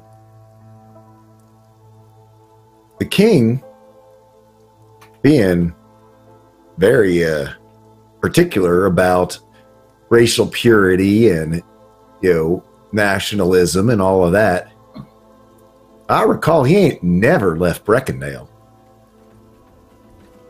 Now here he is with a necromancer. You would know, Squire would tell you, you would know he frequently travels with his army. Oh, he does? That, yeah. Mm-hmm. Oh, yeah. Never mind. He's been a frontline commander. He don't sit behind like he's He one likes of to those be up where the kings. action is. And like you would, like Lucy, you know, he is no wallflower. Like he knows how to fight. He's not a magic user, but he is one hell of a combatant from like veteran of wars, fought in the war. Isn't that kind of leader? And came back. And came back. Like, you know, he's a general first. Like, he doesn't do so much frontline, but he's never shied away from it. Well, then that might... Never mind. I was just going to postulate that maybe the king is dead and your brother raised him and is controlling him. That's still not out of the running. Yeah. But maybe if everyone doesn't know he's a necromancer, maybe we could bait him into showing that off. Still the same plan, just out in public. If he was I pushed don't think far that enough, anybody in Breckendale would follow Necromancer. Do I think anybody in Breckendale, because I'm local to the area, do I think that people would be like, Necromancer? already done like mages. Lucy would have made it pretty abundantly plain that necromancy is literally outlawed. In Breckendale, it is outlawed. Yeah. Well, all right then. All we have to do is point him out for being a Necromancer.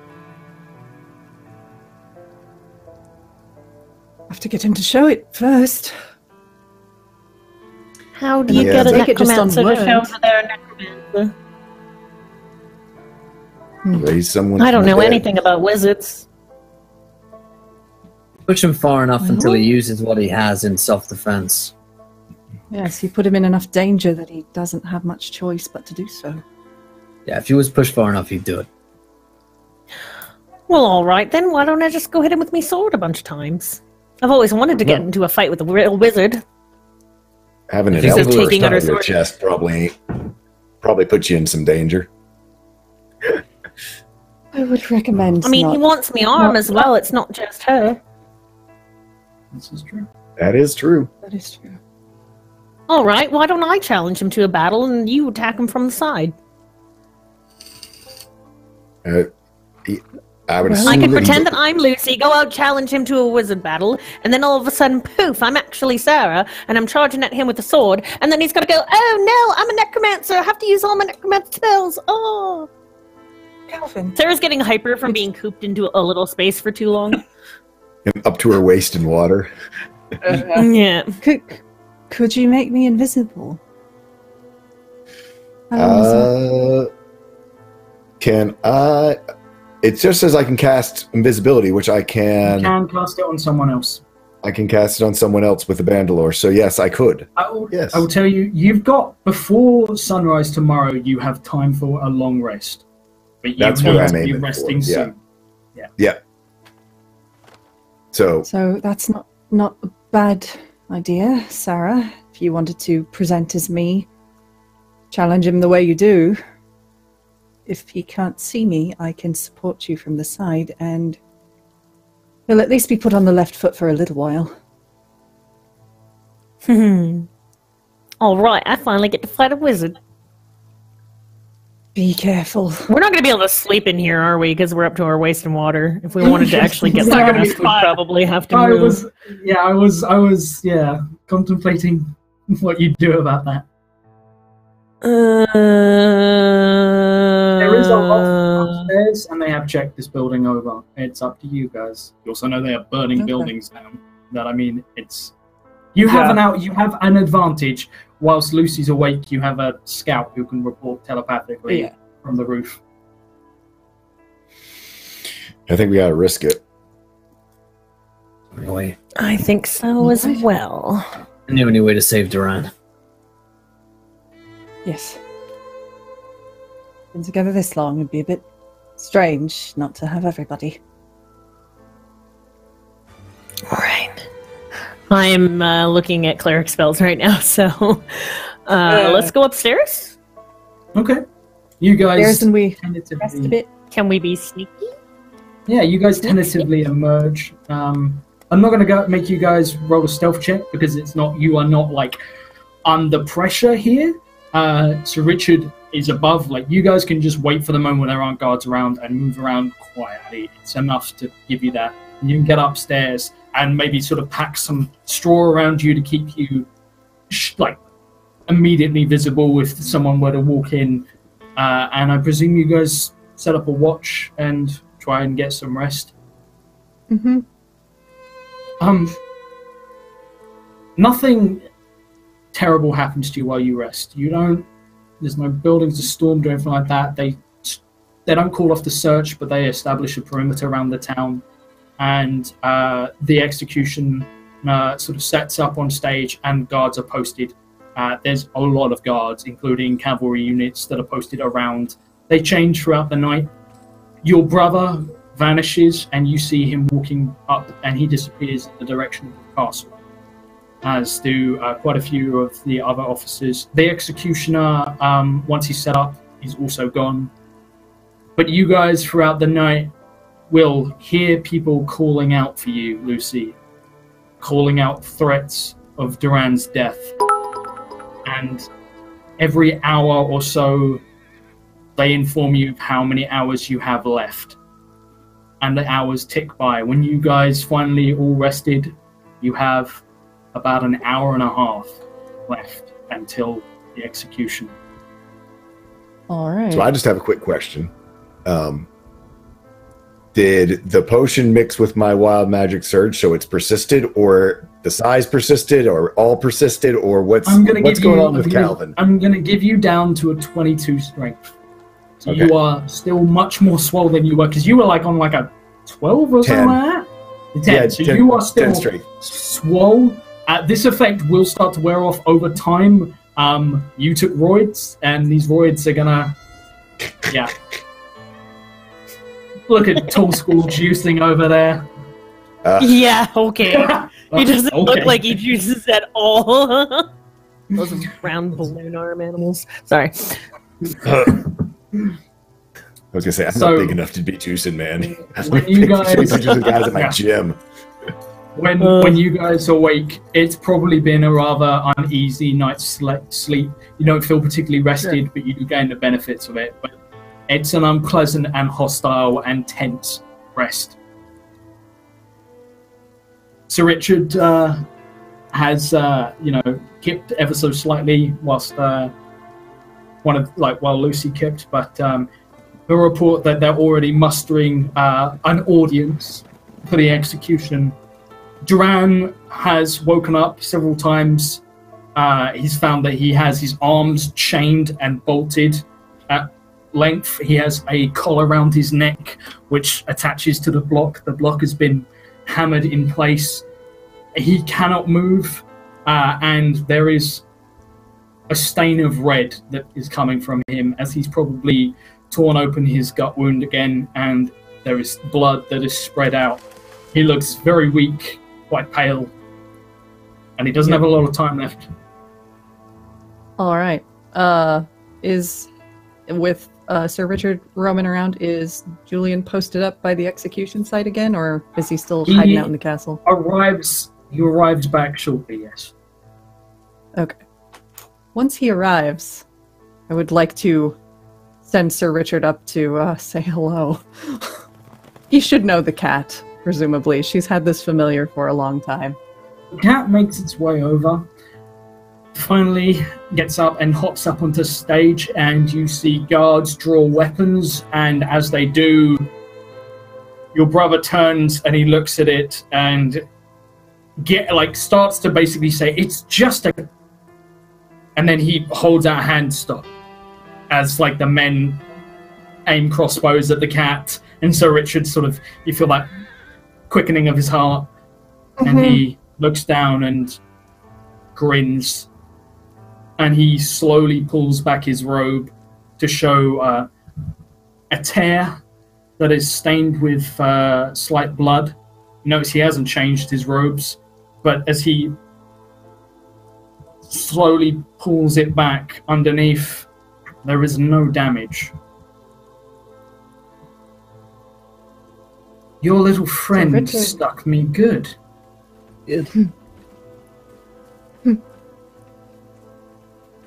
Just have the cat nod the once in understanding.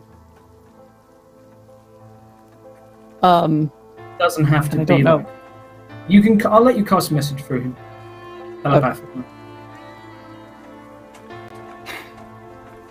We'll be along shortly.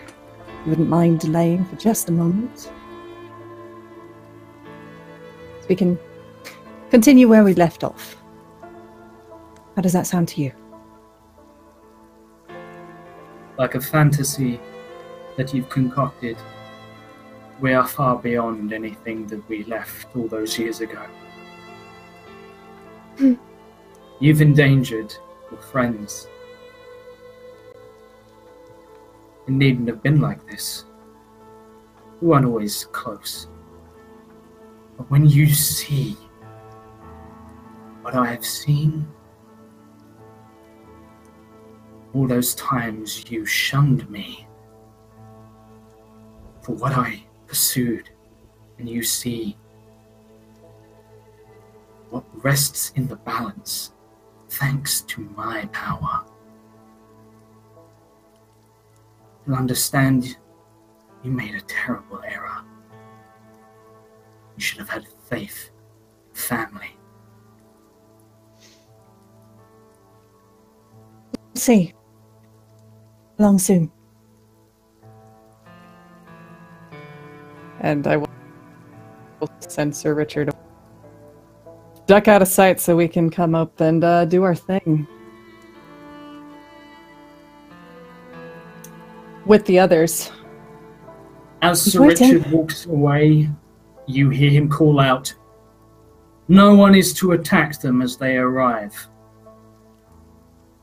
I wish to face all of them." Some guards salute and distribute the orders outwards. Fine by me. So I'm assuming our story is going to be we let the girl run. The child, we're not going to let him have the child, since basically Lucy's going to be invisible. Sarah's going to be Lucy. So basically our story is going to be, if he asks, the child. Sarah. We got rid of her. Sent away. Yeah. We sent the child away. Yeah. You can't touch her. She's gone.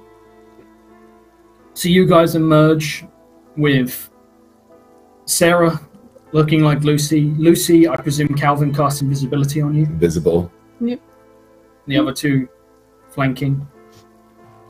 You come out, and pretty quickly guards see you as you come out of the buildings and aim crossbows, not at you, but sort of in your general direction, sort of leveled towards you.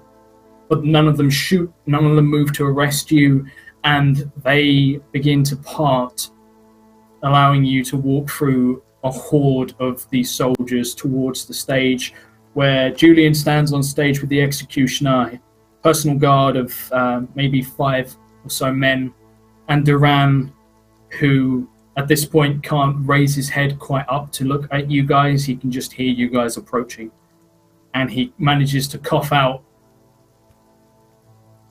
"Run! and the executioner just slams the edge of his the hilt of his axe blade into Duran's temple, and Duran just head rolls in place. No one else moves.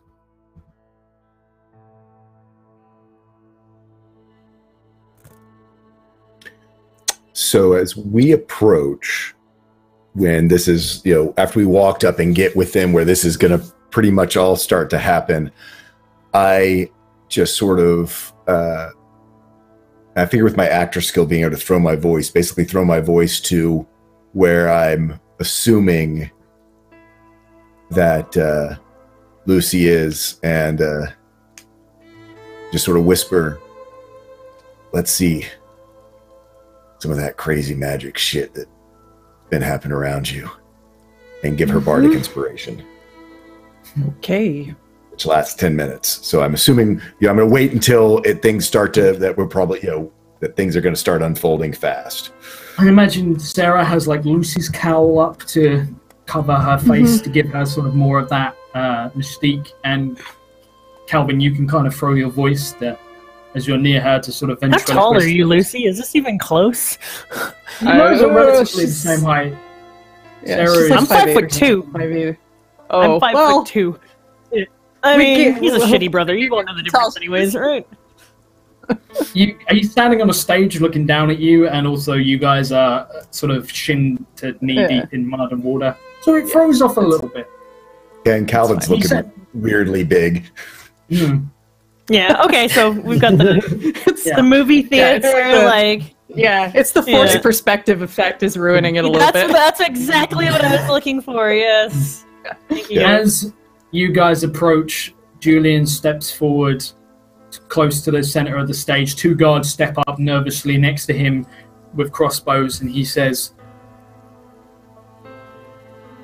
"Where is the girl?"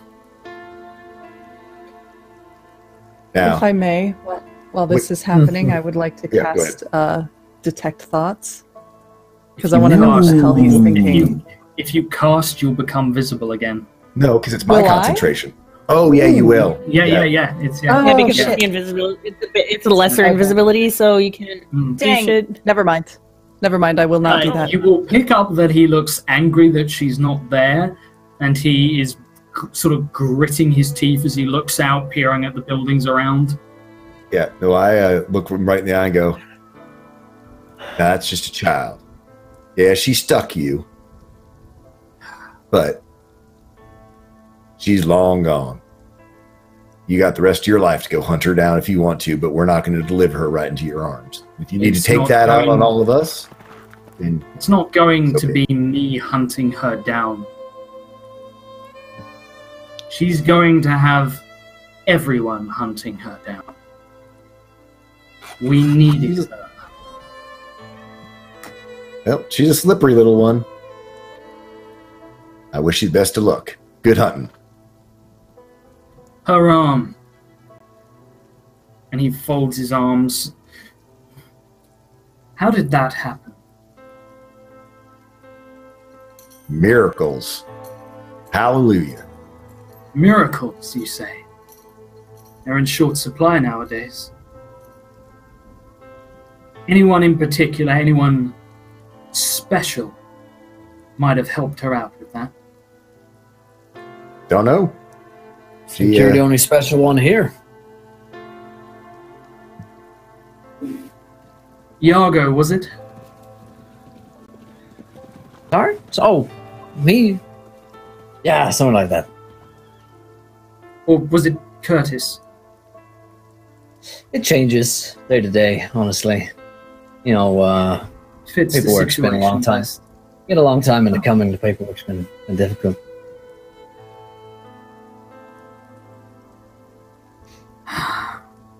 So, I presume this is the point where you surprise me with something elaborate. No, not really. I'll be shaking my head no along. Yeah. I don't want to make it seem that I'm just standing there still, so just seem kind of we sad. Can't flee for our lives. Wait, we're still doing the wizard duel, right? It's To the not players, been set. right? No one's told him. Oh, that I know, he's- but that's what I was going to say because I I need can't- to. I know. speak. That's what I'm saying. I need to do Oh. I need to do the speech in Can I? her voice. I'm just making sure I'm still clear on the plan. My crazy plan was approved for some Well, I reason. mean, Lucy could straight up. I mean, I could Right stand now? behind her and talk. Ooh, Yeah, actually, you pretty much, could. yeah, Oh, yeah, that You could works. yeah. Yeah, Yeah, let's behind have. her and- Yeah, you give the speech. Say the words. Yeah. He looks down at his sister.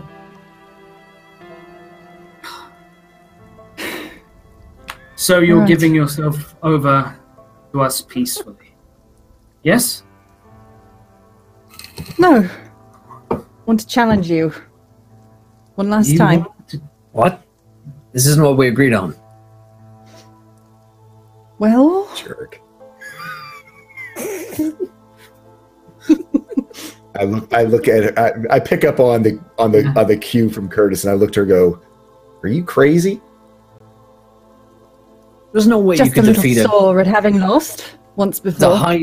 high wizard, Lucy. You see what this guy can If do? the others speak, It's a title he anyone made other than up. my sisters, anyone other than my sister speaks, guards shoot them. You see some of the guards kind of like tense up, and none of them actually like raise crossbows, but a couple of them nod. Curtis. What do you Calvin say? looks at Curtis. I never liked her anyway. I kind of scratch my back a little bit, and I'm giving like the thumbs up, thumbs down, like from behind my back. Like this is kind of. Lucy will kind of He pat you on the he back looks very at- lightly, he- like, good, good. He looks at Lucy, and says, "You want to challenge me after all I this do. time?" I told you, wanted to pick up where we left off. I have no You- intention of ever going back to that. You almost killed me. Almost. Almost. But you did fail at that. So, So you wish to throw your wagering you life might fail away. again. No, just a gamble. I don't do that very often, but I figure now's a good time. What do you say, Julian? I say you're demonizing the wrong person. Am I? You thought that I'd fight you, challenge you, even if I knew that I could slay you. Even if I could snap my fingers and have all of these guards fill your compatriots with as many crossbow bolts as I wished.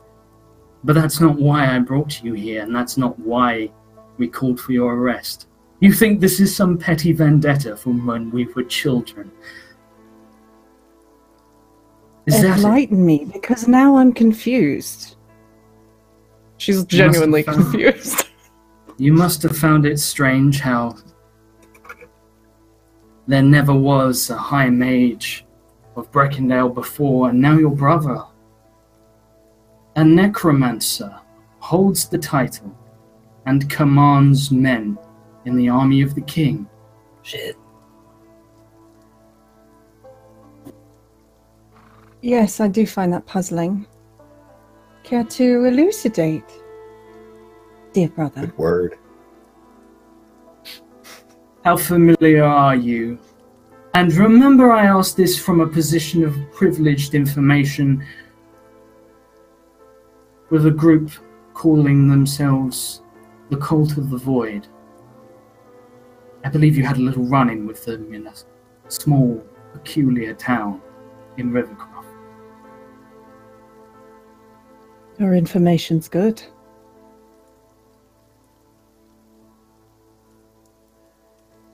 What do you know about them? Didn't learn much beyond that they're quite dangerous. And I'm Quite sure you heard destructive. about the revolt of the mages in Breckendale. Oh yes, that news travelled fast. Was that you? Do you know a mandate that I passed for the king?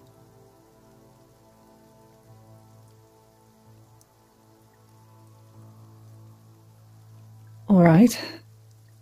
You see, Brackendale has a new policy on training wizards. And that policy is that all of them will be trained in necromancy. Why is that?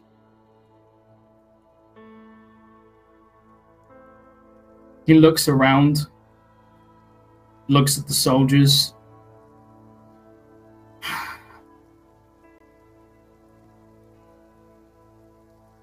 You've heard that there is chaos in many of the kingdoms. The prince vanishing, everything being blamed on the new Freefields coalition because they are likely suspects. You hear that there is a plague that has started in Ironheart, in some of the poorest districts. And even Elysium is having problems. And all of them are linked to this cult. I have a question for all of you, actually.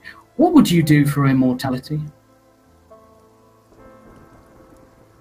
Curtis. I think Sarah understands mortality and immortality. You have a wife, yes? What would you give to live forever, for her to live forever, to never fear of dying? I've got 5 gold pieces on me right now. So let's call it 4 gold pieces. Isn't spare change in hell after all. What if hell was never something you ever had to witness? What if you could live forever and there was no price of gold you had to pay? What if you, Calvin? What would you give for immortality? Unending life. Well, recover sir. from anything. Well, sir, I see. I already have it. Through my music, through my songs, and it's an awfully boring show for a person who doesn't know when to step off the stage.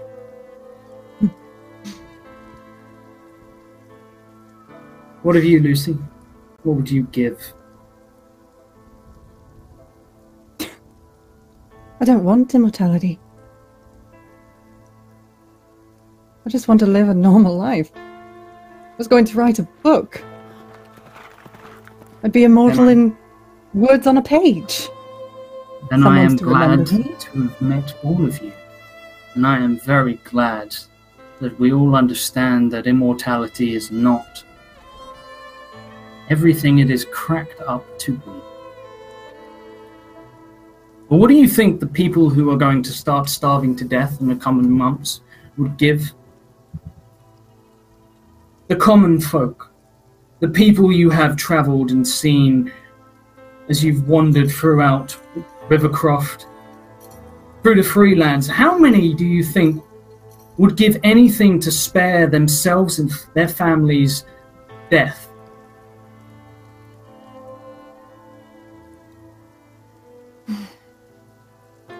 Oh, I know a couple. I thought that was rhetorical. I'm gonna scratch my back again with the thumbs up, thumbs down signal here. Sarah's completely unsure of what she's supposed to do now. Because we were supposed to point him out as a necromancer, and You're doing fine. Just now he's like, I'm a necromancer. Apparently that's okay now.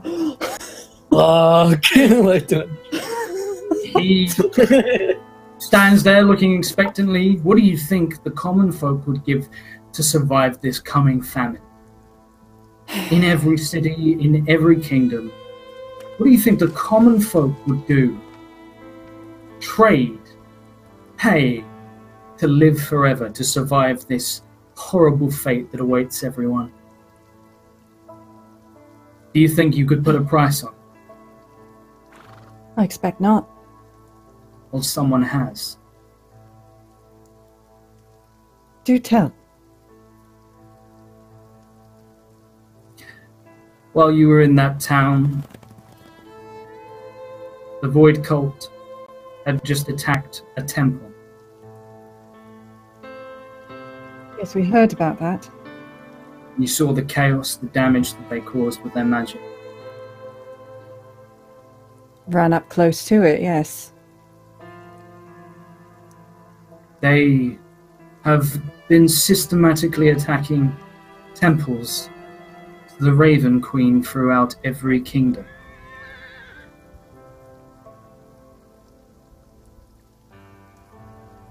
That's true. Yet,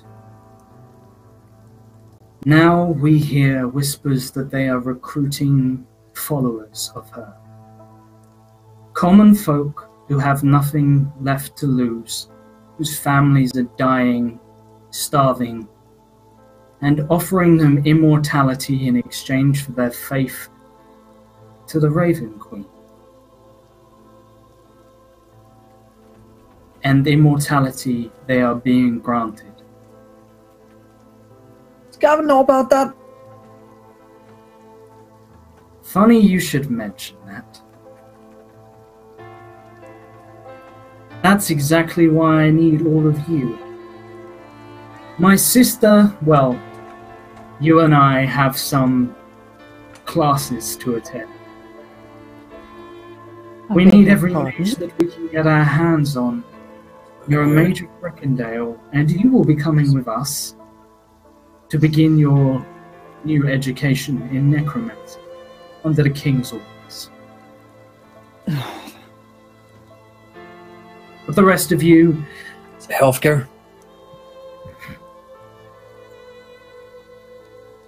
It's a choice of that or execution for failing to answer the call. Learn necromancy or die. Indeed. What a delightful choice. You need us to do that so that you can get to Gavin?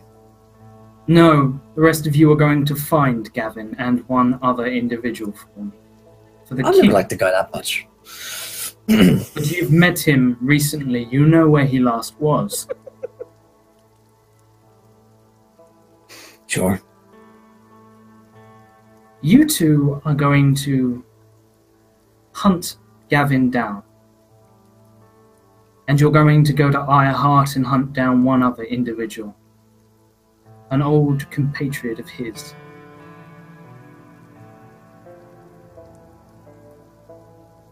I'm not very good at finding people. I tried to find the prince, and this whole thing turned out pretty badly for me, so... Yes, we've I'm had sure a if I'm- rather... Well, this will be terrible easy track record. because I can tell you I don't know his exactly where friend. she is. She has a mage's academy she's building in Ironheart. And she's a drow. A necromancer like myself. Wants to get you a What's your girlfriend. purpose in hunting her? You are to bring them a message that they are being summoned to the kingdom of Breckendale to speak with King Persian.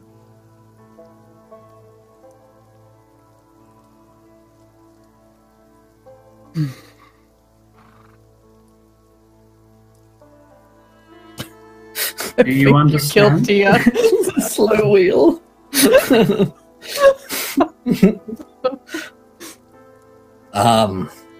Well, it doesn't sound like we have much of a choice.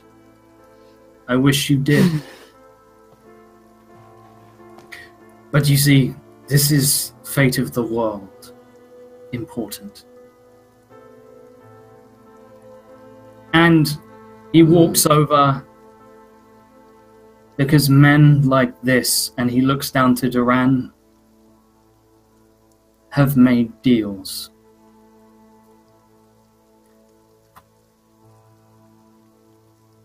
Deals that prevent them from death in exchange for their souls. Oh. Ever wondered how Duran managed to survive those injuries? Family spirit.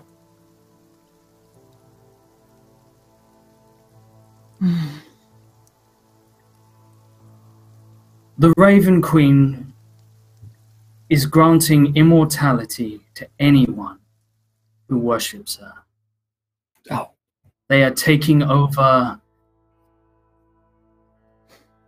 the temples that they have destroyed and replacing them with the cult in her honor.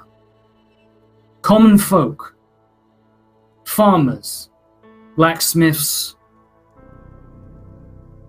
beggars, urchins, people with nothing to lose. An army of immortals serving a man who is starting something bigger than any kingdom.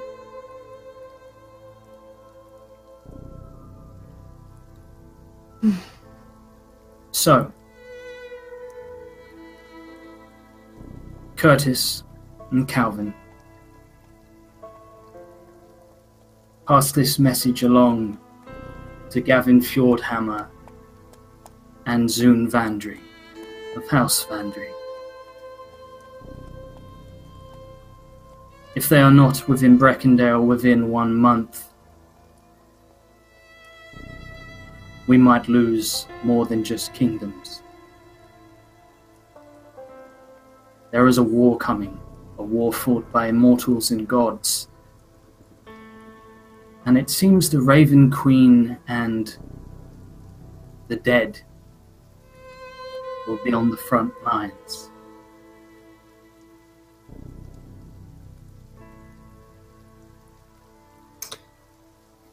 Well, sounds like the kind of things that they'd be interested in hearing, so I'll relay the message, but they're very busy people. So, what do you say, Calvin?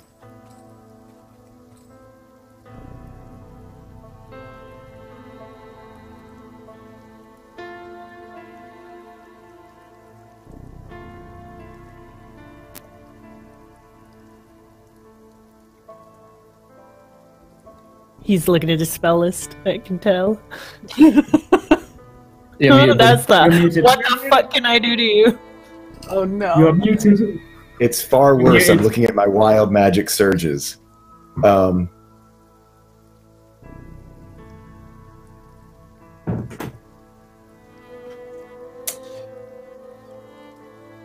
How on How? hair trigger does Julian look? He looks relaxed.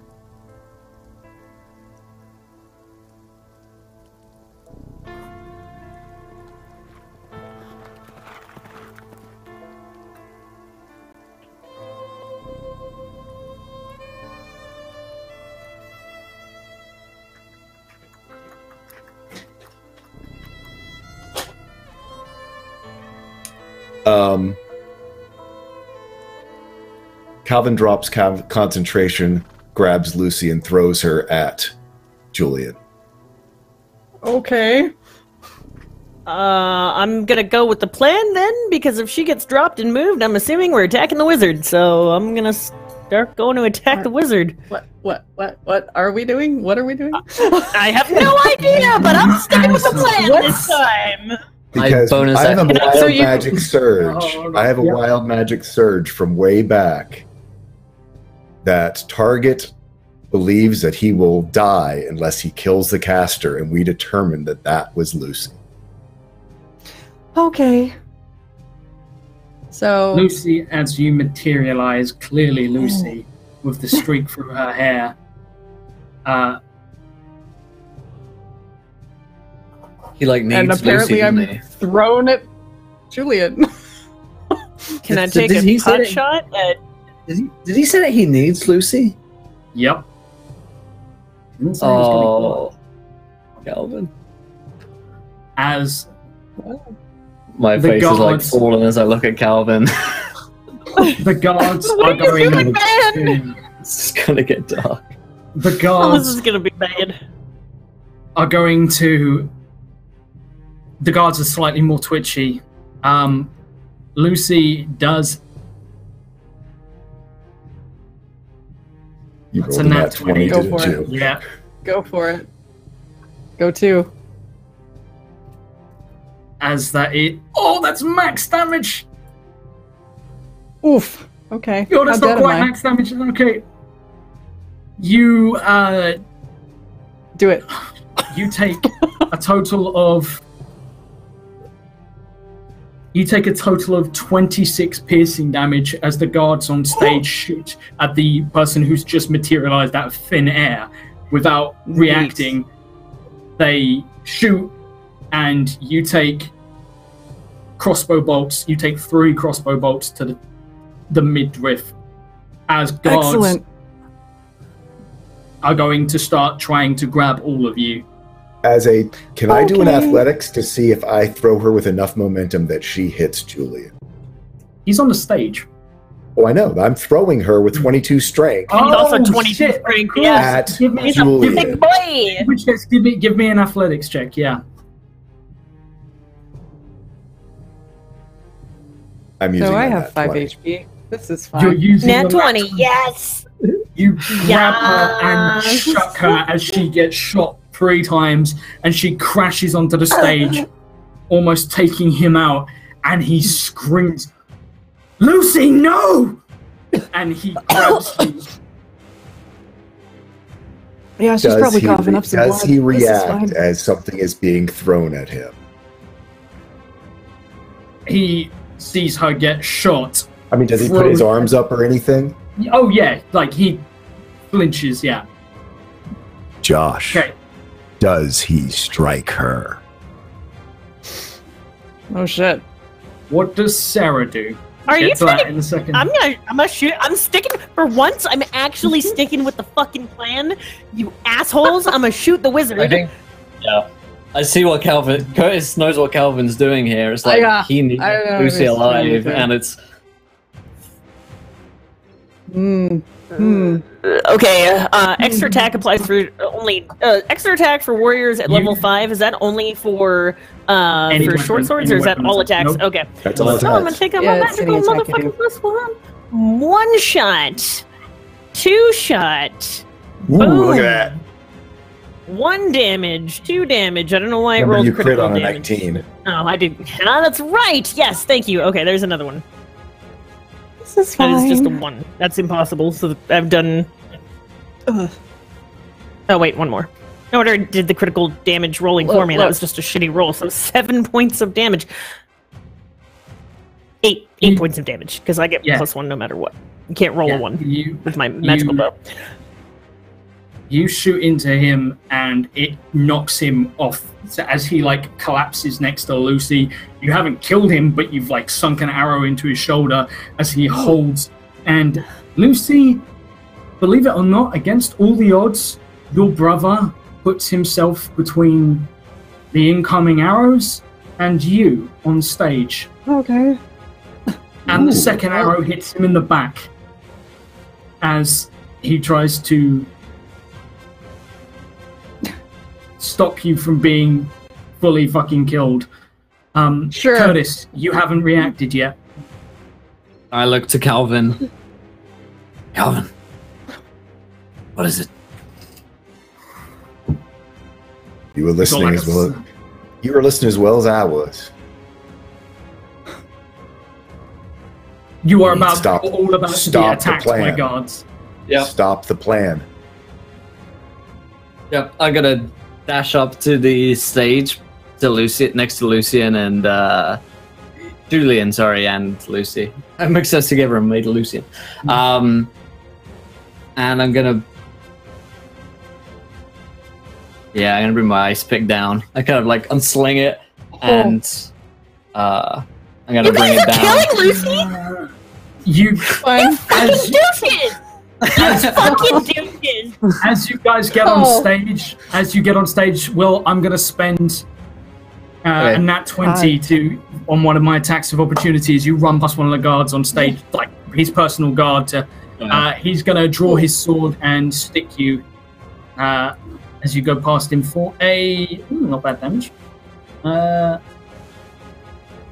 You take 13 points of piercing damage as he stabs you with a short sword, like running it into your arm heavily. But give me that attack on Lucy. Yep, Can I'm I? using that Oh, 20. it's a bonus action, not a reaction. Fuck. And it's like, doing? What is happening right now? You are getting fucked over. That's what's happening right Clearly, now. this is fine. 8 points of damage. Shitty fucking product. Listen. How many points of damage on Lucy? 8. I'm hella dead. Are you out? I'm dead. I think so, unless he blocked that big chunk of 26 damage. No, he's, I'm dead. So I look down at Lucy, I'm down. and I look to Calvin as I raise the ice pick, and I look to her and say, "It's the only way," and bring it down into her skull. Okay. As that happens, Just to be sure. I'm dead. I'm going to use one more nat 20 as you do this, and her brother looks up at you, Calvin, and you see blood rage just settling on him. He's bleeding from his shoulder, from his back, and he's going to roll and inflict wounds on you. And he's going to... So he has to come into touch with me. No, sorry, against Curtis. Oh. As he's laying next to Curtis. Wilson.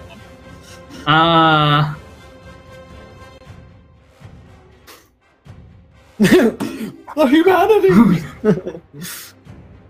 Well, on a crit, it's doubled. That is... Really good. How does 56 damage sit with you? I am down but not dead. Wait, am I dead? Wait, yeah, wait, I have... No, it has to be double. Yeah, double. I'm not dead. He reaches up You go and dead- grabs... Yeah.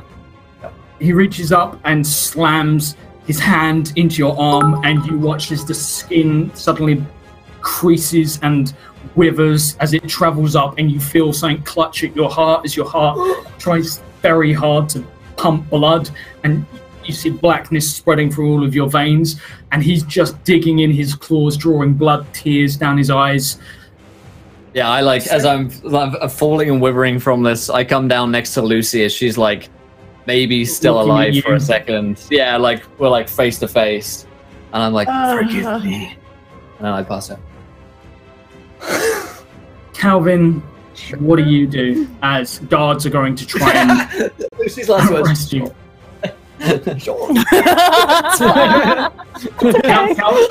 Calvin and Sarah, what do you do as guards? You have about 20 or so guards around you that are going to try and fucking either kill you or arrest you right now. What are the chances?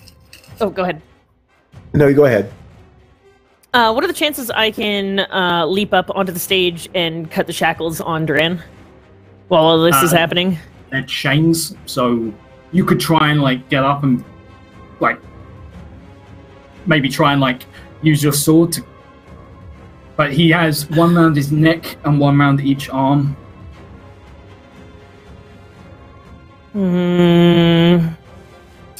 Well, guys, I'm a bail. Bye. Sorry. You guys are killing each other. Plan's gone to shit. GTFO. Duran's dead as far as I can tell. My survival instinct is going to kick in, and I'm going to try to disappear into the crowd and run for my life. Run away. They're going to try and grab you. Fucking cockbag. No, I look at you and go, warn Gavin as you run away. Final use a salute nat with my 20. arm. I use a nat 20 and cast inflict wounds on myself. Holy shit! What the fuck? As he looks at What's you, going on? and you're looking at Calvin's eyes, but as he's looking at you, you see suddenly something comes up as he puts his hand to his chest, and up his neck, you see these black marks through his veins appear coming up into his face, and he tries to give you that Calvin smile as he says it. And I look at I look at Julian and go, you ain't getting none of us. And with that, and if it's before sunset, I turn into a puddle of mush. No body is left behind for him to raise. Oh, I was wondering why you were doing that. I was like, he's just gonna res you. Nope, because I turn into I believe, a putrid slush. As Calvin concentrates the energy and it feeds back on itself and just destroys him. Sarah, you vanish into the buildings with guards chasing after you, other guards running in pandemonium to the stage. Curtis, you are laying there, collapsed on the floor, bleeding, and next to you, Lucy looks at you with dead eyes. Julian reaches down and just very shakingly closes his sister's eyes, sees you dead, stands, and he looks to sort of the men who are trying to like rush to her, and he grabs the nearest one, looks him dead in the eye, and says, "Run her down." And we see Sarah running through alleyways as a guard force and a panning shot across the town of Rivercroft.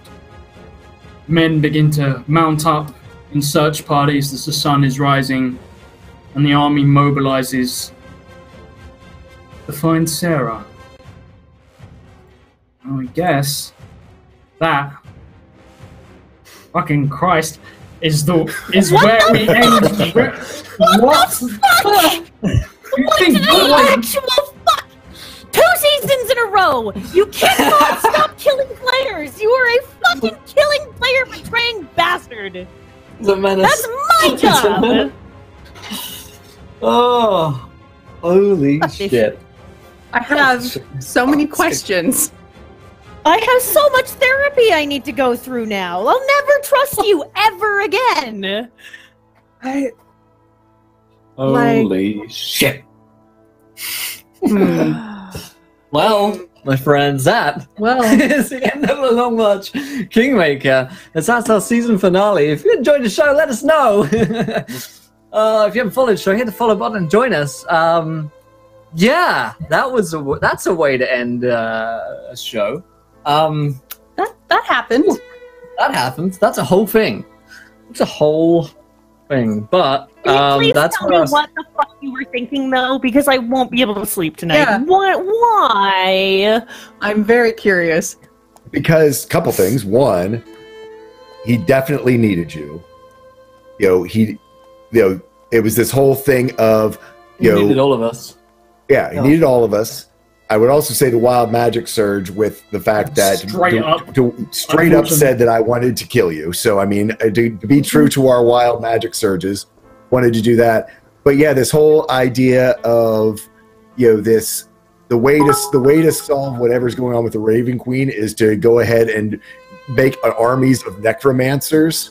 Yeah, no, that I was very true about what Calvin said about he has a very strong feeling. I mean, just even as an artist of there's a time for all things, and while the whole Raven Queen thing sounded horrible, this solution and was even worse. And so yeah, I mean, certainly influenced by the wild magic surge, influenced by the fact that I had the other wild magic surge of the idea of Calvin being rezzed or turned into something undead if he didn't cooperate, terrified him. And so that was kind of where I was on that whole piece. And basically the idea that taking out not giving what your brother wanted him, what he wanted, taking what he wanted away from him. Makes sense to me. Man. For him to basically be, I've won, I have all the cards, there's nothing you can do. Calvin being the spoiler, absolutely. Yeah, I didn't see another way out for us. I didn't see another way out for us for Nablin following what he wanted, which is like the evil plan. Not with what did you say, 20,000 soldiers around us? Like, there's no way. Invading an entire kingdom. Yeah, that was not. spread out and Yeah, the whole fucking being invade in everywhere. service to Breckendale and the king and whatever crazy bullshit he's got going on. Yeah. Yeah. Yeah, there's seeing like as they some knew weird that- shit happening. I mean, also just with the idea that we're from the freelands, the whole idea of being under a monarch. I mean, I think that's all of that. That's a thing for Kurnis as Well- well, I think. Why does he want Gavin and Zune? Leave them alone. They're retired. I guess Yeah, we'll right. find out. I guess we'll find out. Not next season on Encounter Roleplay, but next season of Long March, where Yes, indeed. Yeah. we may see some old faces having to face some old friends. Excellent stuff, my friends. Excellent stuff. But yes, we're not continuing on the Long March next season on Encounter Roleplay because we've been playing Long March for like a year and a half, and we all kind of need a break from it. So we're going to be playing Vampire the Masquerade. Carnival of Blood starts next week, same time, Tuesdays 5 p.m. EST with Laugh Love Lindy in the DMC. It's gonna be fun. But let's go around to cast and crew. Did we enjoy ourselves? Where can we find you guys online? Josh, great job tonight. Wrapping it all up. How's it feel? It was interesting. I wasn't expecting you all to react quite so violently, but I never know how violently you guys are going to react. And I genuinely was like, I don't think anyone's actually going to die. This, like, I genuinely thought, yeah, but no, you're gonna.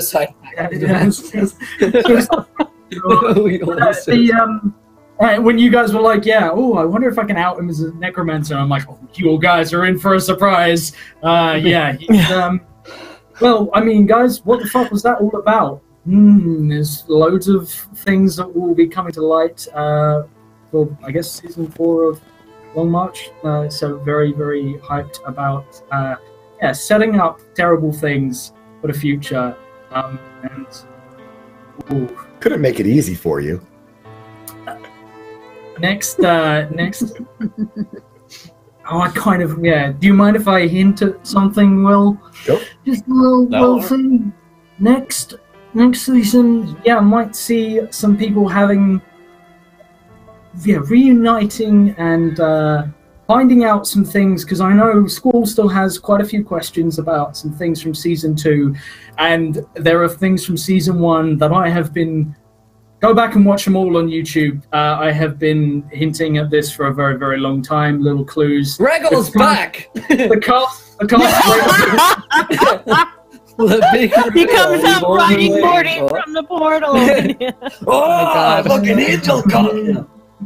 The cast will probably not remember all of my subtle clues, and I may have to remind them as it's going to be a while. It's going to be like 16 weeks. Like longer than that, of plenty of vampire, but I'm super fucking hyped. Anyway, I don't want to run on too much because we're about to start World Tree Burns, which I'm super hyped for. Nope. Actually, we're not. We're not doing World Tree Burns. No. Nope. Otherwise, we would be very late. It's 22 minutes past. No, it's all good. We have a bunch of cast members who are sick or away, so it's all good. That's cool. Oh, thank. Okay, so I will stop panicking so much, but yes, it will be interesting to see Alt Faces coming back. So far as vampire hype goes, I've already started buying myself ridiculous clothing because it's set in New Orleans, Mardi Gras style. I'm so fucking hyped, it's unreal, and I cannot wait to play with all you wonderful people, other than Squall, who's abandoning us, because Squall, that's why he killed everyone. He's just like... you will remember me as I suicide that. So thank you guys for coming along and playing, and we'll see you around the corner. Absolutely. Let's see. Till School, same questions as always. Well, I mean, I already said my stuff about this episode, but you can find me all over the interweb. Unfortunately, I won't be playing Vampire, but I wish all of you guys the best. I'm sure that is going to be amazing. I can't wait to watch it because I've been really excited to see about the new edition of Vampire. I believe you're playing new edition. Is it 5th E for them as well, or 2nd E? I always forget. 5th. I can't wait to see all the new sort of things that they put into it, so I will be an avid viewer. And but you will still find me on the World Tree Burns, which, like we said, would normally be happening after this, and also on other places around the interwebs, including with Will, we'll be doing Turncloaks and other things yet to be announced. So anyway, looking forward to all of that. And yeah, check me out on my social media. It has links to my other stuffs, including my own campaign, other things that I'm playing on, and our little publishing house that we are trying to start publishing modules on as well, which I think you might have seen on Laura Lania's channel. Whichever way she is, she's that way. Yep. Over there. I'm still doing the second half of my review too, because I only got to do half of it. But I was enthralled, actually. I really like the dwarven character a lot. Oh, Dugan? Yeah, he's cool. Anyway, Dugan's cool. Yep. Thank you guys, and we will see you around. Perfect segue to Tia. Hello, my name is Tia Zimmer on Twitter, Laura Lania on Twitch, and Facebook and Instagram. I want to give a big shout out to Simplicity for supporting D&D esports and making me their Dungeons and Dragons director. Thank you so much. That's awesome. Love you guys, Simplicity. Make sure you cheer on our Heroes of the Storm team. I'm going to be in Vampire. I'm going to be at GexCon this weekend if you're in Dulles, Washington, and you want to meet me in person for some fucking reason. I am doing a meet and greet and signing autographs and playing Dungeons and Dragons with anybody that's coming down.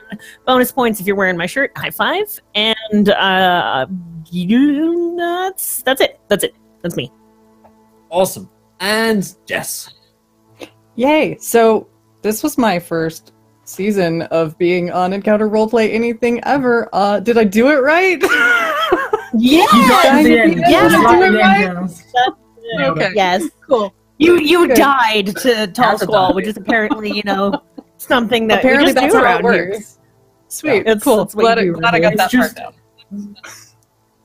It's just I think school just doesn't like new people.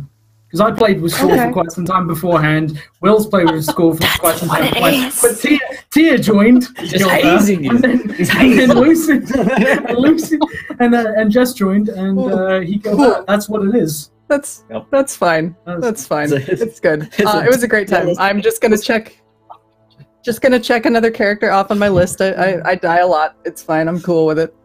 This was a blast. I mean, with all the nat ones you got on that character. I'm amazed you know. I was gonna say I'm surprised she lasts this long. That's not that character. That's a me thing. That happens every game. It was great. You can find me on Twitter at Little Cup of Joe, also on Twitch. I'm on a few different role-playing channels this coming season. Just look for posts about it on Twitter because I can't even keep track of them all off the top of my head. But this was awesome. Quite a lot of fun. Thank you. Sure Just before you wrap up, Will, can I just do a quick little thing? Please. Yep. 4 little quick things. One, we will see a tavern really quick, and there will be someone who is playing an instrument quietly in a tavern somewhere far, far away, and you will hear them strumming the tunes, and as they are tuning it in before they play for a crowd, we zoom in and see on the bandolier property of Calvin, just etched into the edge of the bandolier. And he sings one of Calvin's amazing songs, Sympathy, the Hex.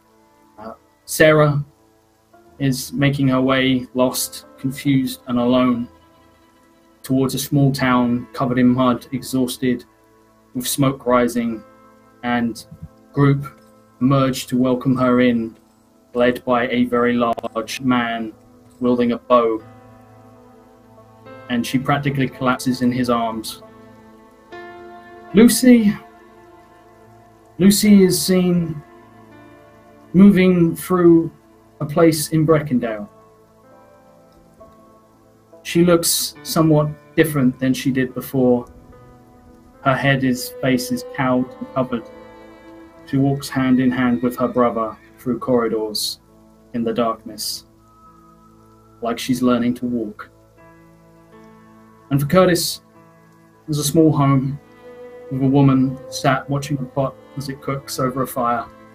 There's a knock at the door, and a man takes off his hat as she opens the door and hands her a small scrap of clothing, folded and sat on top of the stone of sending. that was the only last little bit. I just wanted to get that little bit away with you. Post-credit cutscene. I like it. Well, my friends. That is the end of the Long March, at least for now. But the next time you see us live here on Encounter Roleplay will be Saturday for a 48-hour stream. Come along for thousands of dollars worth of role-playing game giveaways and dice and D&D and all the other games. Starts at 1 p.m. EST on Saturday, so you can join us there. Runs through onto the Monday when our new season begins. So we've got a couple of days off, and then we'll be back to it, back on the ground, my friends. But until next time, my friends, for the last time here at the Long March, try not to roll too many nat ones, because we want to be laughing when you do. Good night, everyone. Bye. Bye.